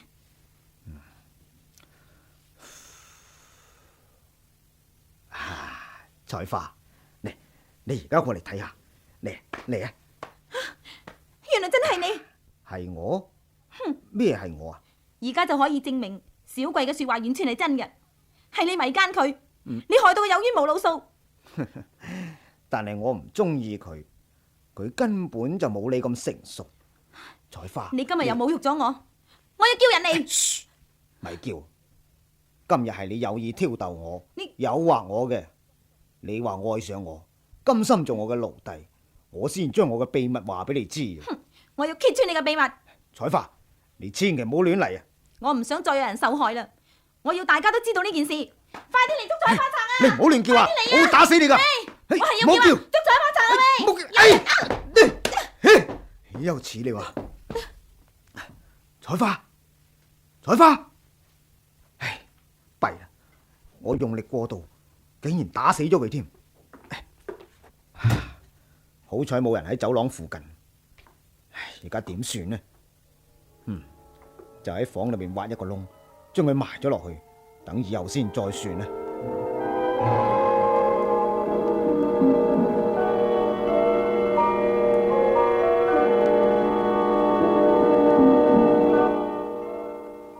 毛蓮，查唔查到啲咩嘢？查唔到啦，成間屋都揾勻晒啦，連彩花個影都唔見啦。奇怪，佢去咗邊度呢？佢冇出過去啊！你點知佢冇出去？如果佢要出去嘅，一定會講俾我聽嘅。咁你有冇使人去佢屋企問下呢？梗係去過啦。佢丈夫話彩花冇翻過去喎。呢件事真係奇怪，彩花點解會無緣無故失咗蹤嘅呢？係咧，唉，我真係擔心。你擔心乜嘢？我擔心佢有事發生啊！就算有事都唔關我哋事啊！咁又唔係咁講啦，佢喺我哋屋企失蹤噶嘛。你擔心佢死咗咩？我就係驚，如果唔係，點解揾唔到佢啊？就算係死咗啊，都冇咩大不了啊！咁又唔係咁話啦。萬一佢嘅丈夫要我哋交彩花出嚟，咁我哋點算啊？放心啦，喺呢度一個女人嘅生命根本唔值得重視，尤其是係工人添。況且佢真係死咗啊！彩花嘅丈夫亦都落得另外娶一個太太。但係我要查明白先安樂嘅。彩花雖然喺我哋屋企做咗冇幾耐啊，但係我好中意佢。你唔使嘥心機啦。你真係打算唔理啊？要理都理唔嚟噶。照我睇呢，可能佢又唔捱得苦，跟咗人私奔呢。冇可能嘅，佢有丈夫噶嘛。或者佢根本唔滿意自己嘅丈夫呢？佢可能嫌佢丈夫窮，所以我哋唔使再追究噶啦。雷亞，我哋報警啦，好冇？唔好，我唔想外邊啲人知道我屋企嘅工人做出不名譽嘅事。嗱，你仲要吩咐所有嘅工人唔准將呢件事宣揚出外添。如果佢丈夫走嚟呢度揾佢，咁點算呢？唔會嘅，佢丈夫有乜用啫？至多我哋咪俾幾個錢佢，叫佢另外娶過一個。雷亞，唔好講啦，我而家要出去公司。彩花點解會無緣無故失蹤？到底係發生咩事？抑或佢真係同人私奔？毛蓮，阿韓，乜係你啊？係，對唔住，嚇親你添。我唔知你會突然間喺後邊叫我噶。你喺度諗緊乜嘢？諗緊彩花失蹤嘅事啦。彩花？有冇消息啊？冇啊，成間屋揾勻晒啦，都揾唔到。雷亞認為彩花同人哋私奔，佢唔打算追究啦。冇錯啦，一個工人算得乜嘢啊？其實我一早呢就諗到佢遲早都會出走嘅。哦，你諗到佢遲早都會走？唔怕老實講，彩花平日嘅舉動已經唔係幾端莊。我唔話俾你知，不過係唔想令你哋嬲啫。佢平日唔係幾端莊，我唔覺得噃。你係女人，當然唔覺得咧。但係佢喺嗰啲男工人面前就唔同。你親眼見過咩？當然呢，算啦，唔好再理佢啦。雷雅呢？佢返咗公司啦。你揾佢啊？哦，唔係，我冇乜嘢，冇乜嘢。如果冇咩嘅，我失陪啦。誒，寶蓮，我哋再傾多一陣啦，好嘛？哦，我要去通知總管，叫佢哋吩咐啲下人唔准將採花失蹤嘅事宣揚出去。雷雅係唔想外邊啲人知道有啲不名譽嘅事。雷雅講得啱。好啦，咁你去。你自己隨便坐下啦。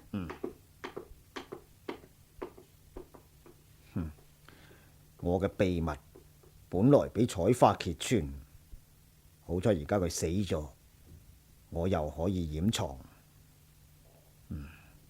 雷雅嘅太太真係越嚟越引起我嘅興趣，佢嘅身材仲健美過採花。我要揾機會，要揾機會，無聊。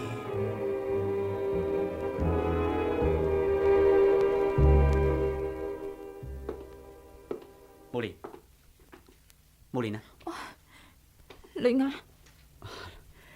你怪我翻得嚟夜啊？我咪話俾你知咯，我今晚有應酬啊嘛。雷雅，我唔知道應該點樣同你講。咩事啊？你嘅面色咁難睇嘅，唔舒服？唔係，阿漢佢。阿漢問你攞錢啊？唔係。佢簡直係人面獸心，趁住你唔喺屋企，佢將我，佢將你點啊？佢侮辱咗我。咩話？你癲咗啊？我冇癲到，一定係佢做。寶蓮，到底係咩事？你詳細啲講俾我聽。今晚我坐喺廳度睇書，阿漢就走咗入嚟。今日點啊？佢同我傾咗一陣，拉尾就攞支煙出嚟，吸咗一啖，就向我噴過嚟，咁我就暈咗。哦，咁以後發生咗咩事，你點知呢？雖然當時我唔知，但係初時我都隱約覺得阿漢抱起我，走入去我哋間房裏邊。當我醒翻嚟之後，真係嚇咗一驚，我見到自己係冇着衫。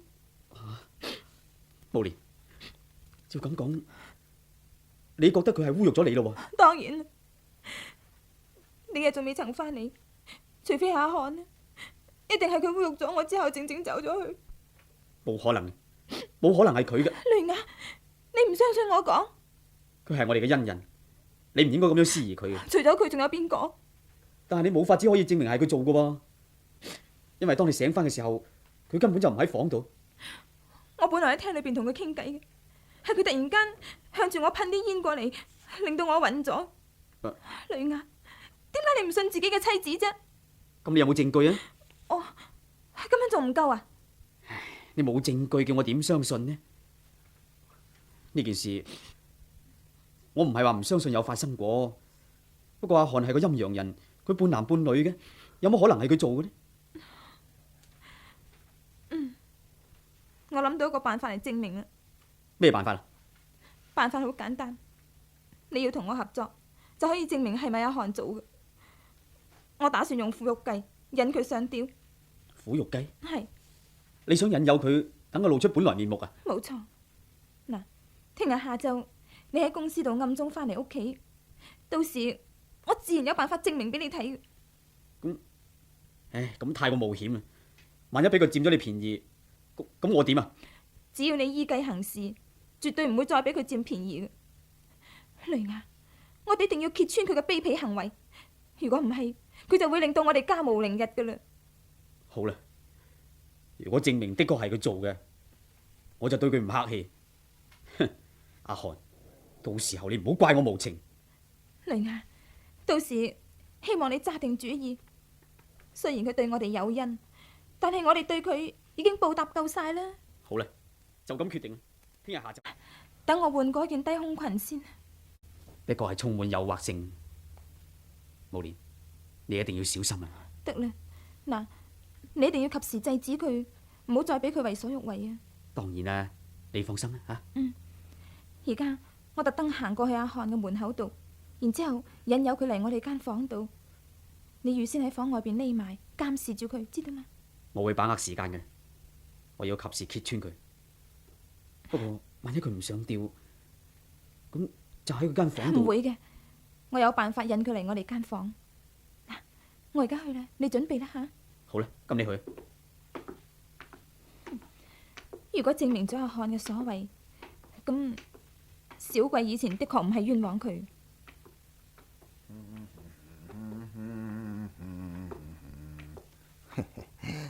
慕蓮梗係唔好意思，將尋晚嘅事講俾雷雅知。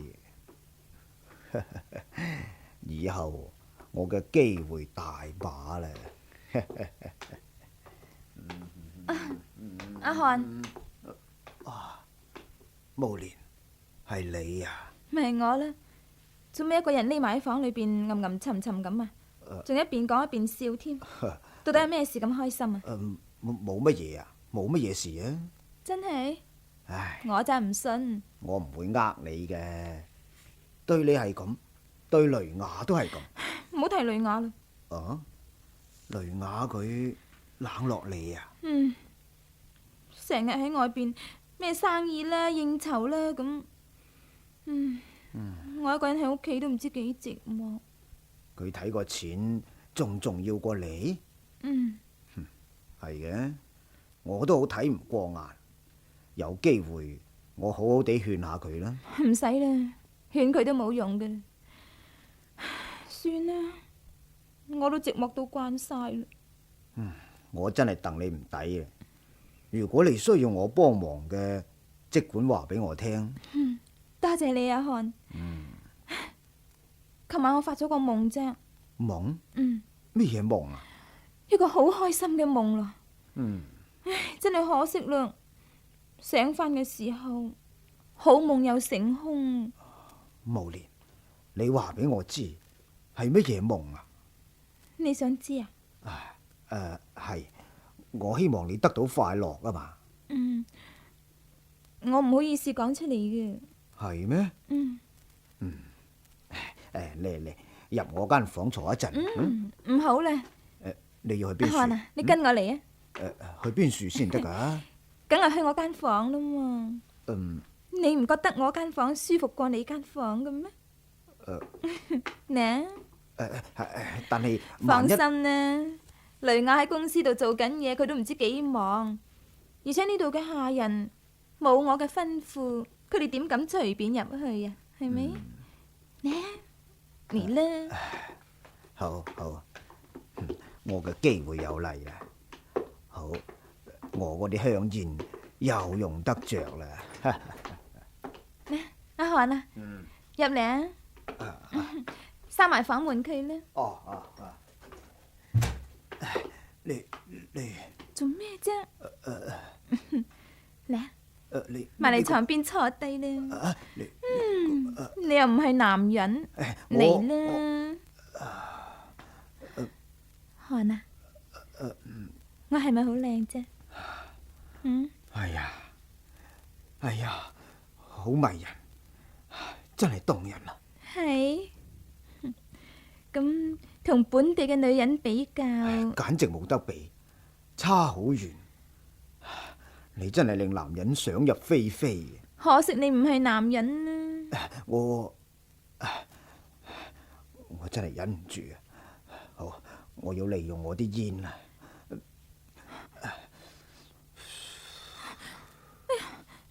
漢，佢暈咗啦，我又可以為所欲為啊！好，我要雷雅，乜係你啊？你太過分啦！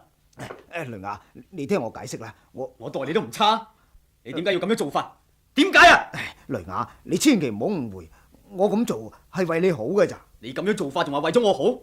係，你聽我講，我一早已經話過俾你知，你太太係有殺氣嘅女人嚟啊嘛。呢啲係以前嘅事啊。冇錯，上嗰次佢同另外一個男人結婚，害死咗嗰個男人，先至可以令到你安寧幾年。係啊，阿威做咗我嘅替死鬼，但係慕蓮同我結婚之後，我哋一切都好順利，好幸福啊。唉，但係而家佢嘅殺氣又翻嚟啦。我唔信，我唔信。雷亞，以前有邊一次我呃過你？你諗清楚啊！咁點解事先你唔話俾我知？我完全係為你好嘅咋。為咗我好？係，我如果據實講俾你知，我驚你會難過，所以你點啊？我寧願自己嚟替佢消除嗰股殺氣。只要佢同第二個男人有過3、4次嘅關係，咁你就冇事。有啲咁嘅事？你信我啦，雷亞，我咁做真係為咗你好噶。你真係為咗我？當然，你對我咁好，食嘅、着嘅、住嘅、洗嘅，邊一樣唔係你供給俾我？我一早就想揾個機會嚟報答翻你對我嘅厚待。咁你話俾我知，而家我應該點做？雷亞，你而家應該詐諦唔知道呢件事。你出去一陣，你一個人留喺間房度。咁慕蓮佢，你太太醒咗之後，亦都唔會知道。至於我，你對得我咁好，我就算為你犧牲，又算得乜嘢呢？好啦，咁我出去一陣。但係，你唔好再猶豫，出去啦。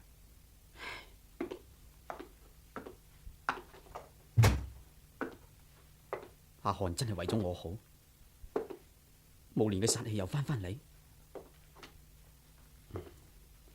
阿漢嘅說話一向都好靈驗，佢的確幫過我好多次，但係喺呢個時候，慕蓮昏迷緊，佢咩都唔知噶噃，佢俾阿漢攬住，唔得，我太太唔可以俾人侮辱嘅。無論是好是壞，我哋生死都要喺埋一齊，理得佢呃唔呃運啊！開門啦！開門啦！阿漢，雷亞，攔出嚟！你做乜嘢？攔出嚟！你又改變主意？你唔相信我嘅說話？我永遠都唔想再見到你。你喺呢個時候闖入嚟，嗰股殺氣就會降臨喺你身上。你快啲拉出去啦！你亂講，我點都唔會再上你當噶啦！起身啦！快啲拉出去！慕蓮，慕蓮啊！你快啲醒啦！慕蓮，你點啊？雷亞，你對我咁不敬，慕蓮，你會後悔嘅。唔會，我點都唔會後悔嘅。我警告你，聽晚你會見到一個全身着住黑色衫嘅女人，然後你嘅厄運就會降臨。你爛啊！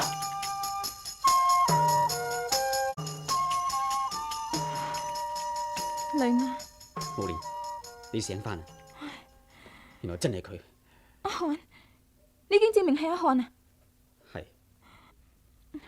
咁佢點啊？佢梗係惱羞成怒啦！佢仲話聽晚呢，我會見到一個全身着住黑衫嘅女人，然後厄運就會跟住降臨喺我身上。一個全身着住黑衫嘅女人，佢係邊個？我唔知啊！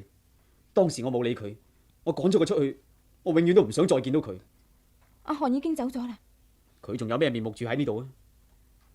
我真係估唔到，佢會利用佢自己嘅義術侮辱咗你。仲有小貴呢？佢簡直係人面獸心。我哋一直對佢咁好，咁尊敬佢，但係佢算啦，你唔好難過啦。呢啲又唔係你嘅錯，過去嘅事唔好再提啦。但係佢話聽晚厄運就會降臨喺我哋身上。女亞，我好驚。我唔驚，我哋要永遠喺埋一齊，唔好分開。你真係唔怕厄運？你真係會同我喺埋一齊？我同你係夫妻，生死同命，我已經決定咗。女亞，你真係好。點解你要咁講？我覺得經過呢一場風波之後，我哋嘅感情更加深，大家嘅心靈從來都未試過咁貼緊。係，我都有咁嘅感覺。以後我會更加愛你。但係阿漢嘅相術好靈驗，我哋點算好？到時候隨機應變呢，唔使咁驚嘅。嗰個着黑衫嘅女人，唔好理佢。聽日我會成日留喺屋企唔出去，我打算一日到黑陪住你。咁我就放心。不過仲有啊，你吩咐屋企所有嘅女人，個個都唔准着黑色嘅衫，冇事嘅時候唔准入嚟。哦，不過公司嘅事你都要翻去打理噶，咁點啊？哦，我會全權交俾李察處理噶，而且係一兩日啫，我諗公司唔會發生問題嘅。萬一有重要嘅約會呢？推咗佢咪得咯，你放心啦。就算真係有好緊要嘅事，我都唔會出街。希望阿漢嘅說話呢一次唔靈驗就好。你唔好再提佢啦，提起佢就嬲。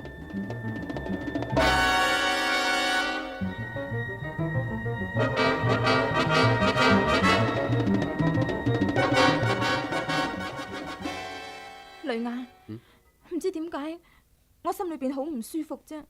你定啲啦，唔會有事嘅。但係李察打過3次電話嚟啦。我吩咐咗佢，盡量將事情拖下噶啦，拖到聽日啊嘛。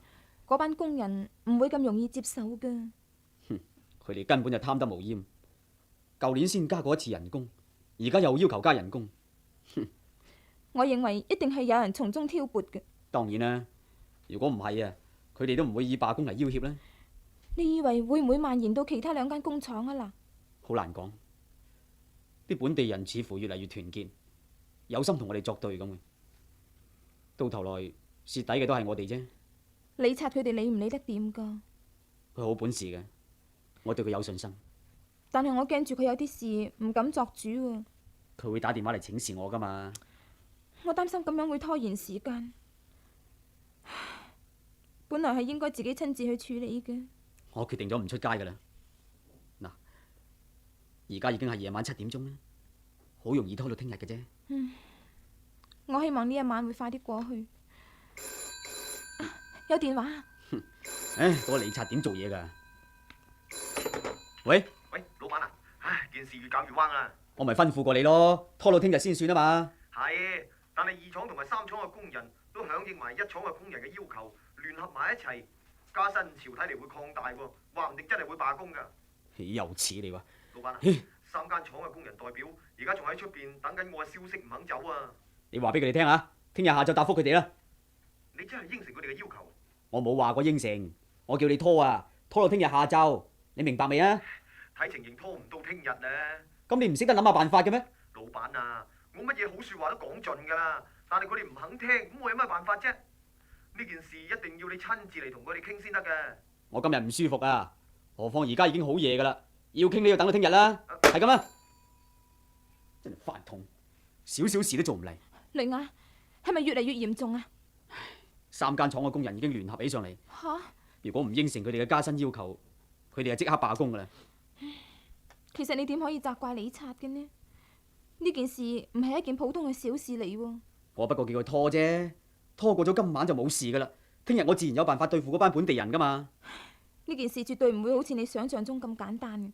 但係我已經決定咗噶啦，無論點都好，留翻聽日先講。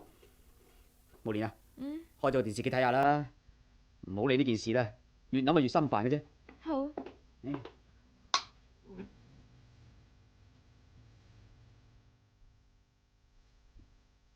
唱就唱得唔錯啦，但係令人聽咗呢，有一種好唔安樂嘅感覺咁。你都有呢種感覺？唉，我真係越聽越覺得唔舒服。原來你都係。或者係心理作用呢？咦，雷亞，你睇下嗰個歌星，咪着住全身黑色嘅衫嘅。係噃。阿漢話過，你見到一個着住全身黑色衫嘅女人，你嘅厄運就嚟噶啦。會唔會就係呢個女人？唔會，唔會係佢嘅。佢冇話過係咩女人，亦都冇話過係喺電視機裏邊出現，抑或係喺現實生活裏邊出現。雷亞，我真係好擔心。真係估唔到，我佈置得咁嚴密，然而俾我睇到個着黑衫嘅女人。雷啊，你嘅面色好難睇啫，我斟杯酒俾你啦。唔知點解，我似乎有一種大禍臨頭嘅感覺。呢啲完全係平日我哋對阿漢嘅預言，相信到100%嘅程度。希望呢次，有電話。等我聽。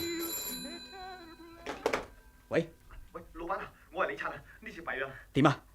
工廠嘅空調已經擴大，有人指揮工人放火燒工廠啊！咩話？燒工廠？係啊！你即刻報警，派警察嚟鎮壓啊嘛！報咗噶啦，不過睇情形已經發展到好難收拾嘅地步。點解搞到咁嚴重啊？因為工人嘅口號呢，有啲係話要抵制外國人噶。弊啦，咁點算呢？老闆，你馬上嚟啦，好唔好啊？我應付唔嚟啦。好啦，我即刻嚟。雷雅，你要趕去工廠啊？係啊，我唔去唔得噶，快啲去吩咐司機預備車啦。哦，你要小心啊！喂，工廠火光衝天，2間廠實冇咗。老闆啊，你睇下，點解停低架車啊？唔可以再去噶啦，前面好混亂啊！想辦法開入去工廠。唔得你老闆，你睇下，警察都冇辦法控制呢個局面。無論點都好，我一定要入去工廠同啲工人代表傾下嘅。如果唔係，局面就更加難以收拾噶啦。咁啊麻煩啦，警察已經喺前面攔咗啲鐵馬噶啦，唔俾啲車同行人接近工廠嘅。我係工廠嘅老闆，警察會通融嘅，佢一定會俾我入去嘅。係囉囉嗦嗦啦，開車啊！好啦，我冒險試下啦。停車！停車！喂，老闆，冇辦法啦，等我落車睇下。唔好睇啊，好危險㗎，不如開車翻至講啦。呢件事唔由我親自處理點得嘅呢？老闆啊，你自己小心啊，唔好行得太接近嗰啲人群啊，情形好混亂㗎。我知㗎啦。如果我一早就翻嚟工廠，親自同啲工人商量，呢件事就唔會搞到咁嘅地步啦。而家太遲，太遲，唔通阿漢嘅預言有先靈驗？就係佢啦，就係佢啦，佢就係大老闆啊！係佢攞人！問我攞人？你講乜嘢啊？捉住佢啊！佢就係大老闆啊！你哋捉住佢啦！喂，你哋捉住我做咩啊？快啲放開手啊！你仲口講係你叫警察打死我個仔嘅，我同你搏命！唔關我事㗎，你哋放開我先啊！你聽我解釋啦！我聽你講咯，打我！冇人會救到你㗎，打死佢！打死佢！你俾翻個仔我，你俾翻個仔我啊！我要打死你為我仔報仇，打佢！呃我，我講得啱。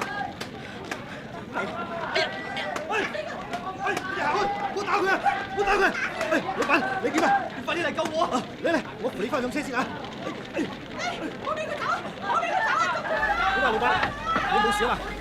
冇咩事，全身都好似受咗傷喎，流緊血啊！翻嚟先講，快啲！其實我早就唔主張你落車噶啦，嗰幾個人好似癲咗咁嘅。嗰個帶頭嘅女人，佢成身着咗黑衫，冇錯，就好似阿漢所講嘅一樣。雷雅，我哋真係要離開呢度去第二度避下。無理，而家暴亂越嚟越擴大，死咗好多人，本地人似乎要針對我哋白種人咁。點解會搞成咁嘅啫？如果我哋唔聽政府嘅勸告，政府就唔負責我哋嘅安全嘅。我哋不過去避幾日啫，相信政府有足夠嘅力量將局面控制到嘅。希望只係幾日啦，但係呢度嘅生意，條命緊要啊嘛，仲顧住啲生意做咩呢？一日都係我唔好，係我累咗你。你做咩怪責自己？咁唔係咩？阿漢話我殺氣大，會帶俾你厄運。如果我一早知道有今日，不如俾佢侮辱我，替你擋災消難。過去嘅事唔好再提啦。你係我嘅太太，我點可以忍心睇住佢侮辱你嘅呢？玲啊，我真係對唔住你。點解你要愛我？點解你要同我結婚？我寧願一世都唔結婚。我哋唔會有事嘅，無論點都好，我點都唔會離開你。你對我真係好。兜架車去市集，然後再去火車站。老闆，去市集做咩啊？我要揾阿漢啊！嗰邊好危險噶，而且嗰邊都好混亂嘅，根本唔可以去嘅。你要去揾阿漢？係，我想向佢道歉，而且要求佢指點迷津，點樣避過呢次厄運。但係阿漢會原諒你咩？我唔知道，希望我念及我過去對佢咁好，再指點多我一次，以後我會對佢更加好。老闆啊，冇辦法兜到過嗰邊喎。而家不如趕去火車站好嘛？如果遲咗，我驚趕唔到火車啊！好啦，我諗其他人到咗火車站去。好似好寧靜咁啊！唔通暴亂已經漸漸平息？希望係咧。火車就到站嘅啦，快啲啊！趕到嘅，老闆，放心啦。到車站之後，搵我爸爸媽媽先，大家有個照應都好啊嘛。當然啦，我諗佢哋已經到咗嘅啦。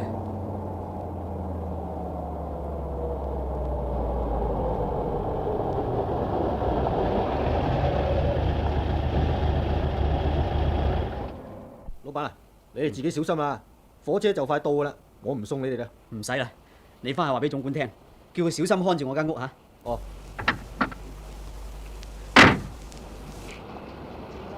無聊，車站有軍警保護。老闆啊，你哋自己小心啊！火車就快到噶啦，我唔送你哋啦。唔使啦，你翻去話俾總管聽，叫佢小心看住我間屋吓。哦。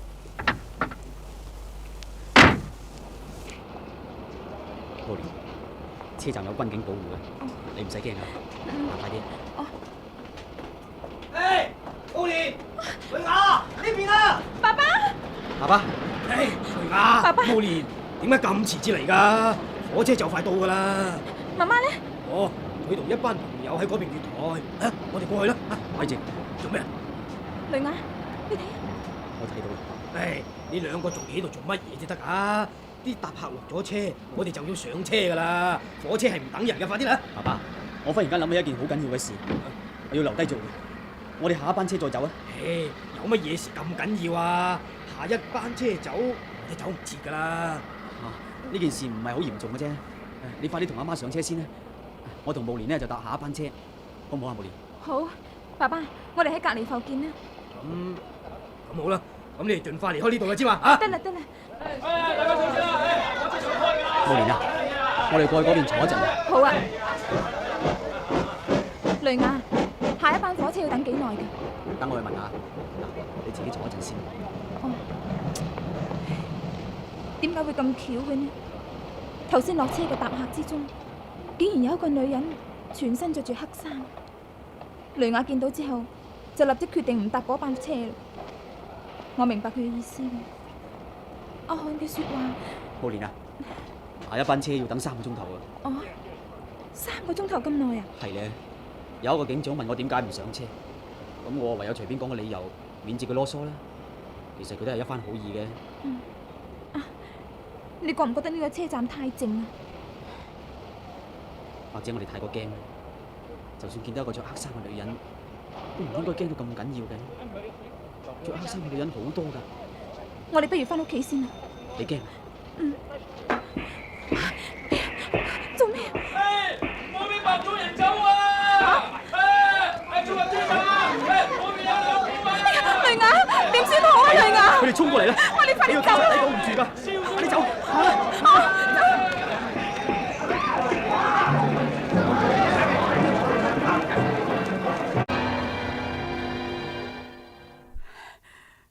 慕蓮，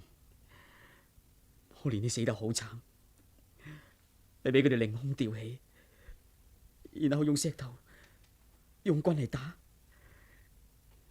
你受唔住凌辱，監生咁激死咗。慕蓮，慕蓮，雷雅先生，唔好太難過啦，自己身體緊要啊。姑娘，我哋係恩愛夫妻，而家佢死咗，一個人生死有命嘅。冇得好怨噶，好似你咁啊！如果軍隊嚟遲一步，就連你都冇命啦。我暈咗幾耐？成3日噶啦，尋日先至蘇醒。醫生話你已經脫離咗危險時期啊，並且你仲要好好地休息養傷。你真係好啊，姑娘，難得你特別關心我。乜說話啊？我係你請翻嚟嘅特護，梗要特別關心你、照顧你噶嘛。我都希望你快啲好翻噶。我今日好唔好啲？當然好咗好多啦。嗱，熱度已經退咗好多噶啦。飲杯牛奶先。哦。你揾邊個？我係雷雅先生嘅朋友，專登嚟探佢。哦，咁請入嚟啊，先生，你唔好同佢傾咁耐噃，病人好需要休息噶。我知，雷雅，係你，你應該開心。你嘅預言靈驗咗。你哋都因為你得罪我。咩意思？你嘅運氣本來唔會咁壞。我國有句諺語，就係唔好得罪女巫同術士。可惜你唔識呢句說話。你嘅意思即係話，我個運氣咁壞，係你一手造成嘅？又唔可以咁講。你嘅際遇我唔可以製造，但係我有預知你未來嘅本領，可以指點你趨吉避凶，亦都可以趨凶避吉。其實着黑衫嘅女人喺你嘅生活上並冇不利嘅作用。如果你唔將佢擺喺心度，你嘅生活仍然會好正常。使唔使我舉個例講得更加清楚啲？你講。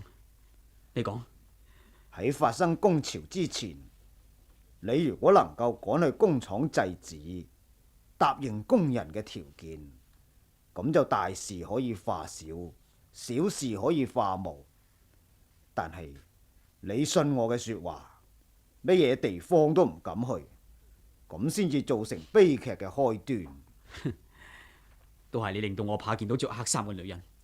其實喺火車站嗰個着黑衫嘅女人對你係毫無影響啊！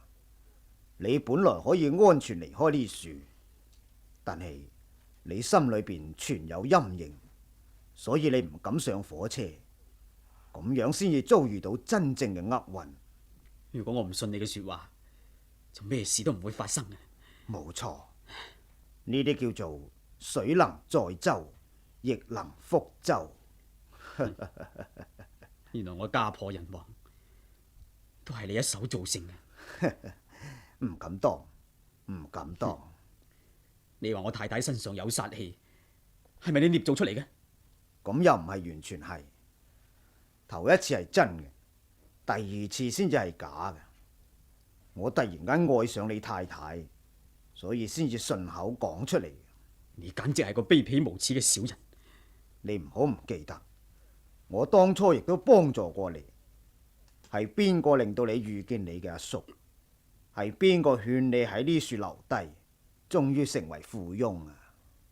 係，你係曾經幫助過我，但係你都害得我夠慘呢。唉，早知今日，又何必當初？我幫你，對我嚟講並冇乜嘢壞處，係咪？你唔係俾我住最靚嘅屋，食最好嘅佳肴美酒咩？我而家咩都明白晒，你所做嘅一切都係為咗你自己。但係你啲相術竟然咁靈驗，點解你唔指點自己一條明路，偏偏要走去依靠人哋？老實同你講，一來我知道自己嘅命運係永遠都唔會大富大貴，所以只有依附別人；二來能醫者不能自醫，能上人者未必能自上。自己睇自己嘅命運係冇辦法睇得準嘅。我已經家破人亡，而家咩都冇晒，唔知道你最後仲有咩指點咁？你面色灰暗，前途仲有一大段日子係好難過，恕我提唔出乜嘢建議。再見啦！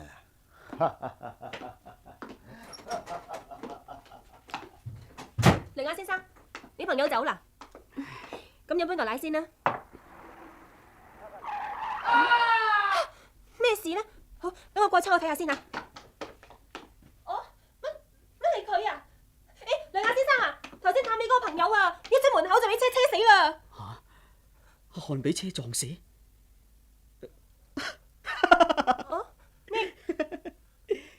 天有不測風雲，人有旦夕禍福。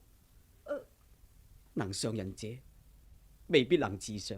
雷亞先生，小姐，你嘅相真係生得好，你就會遇到一個富翁，而且你會嫁俾佢嘅。係真嘅？雷亞先生，真係㗎？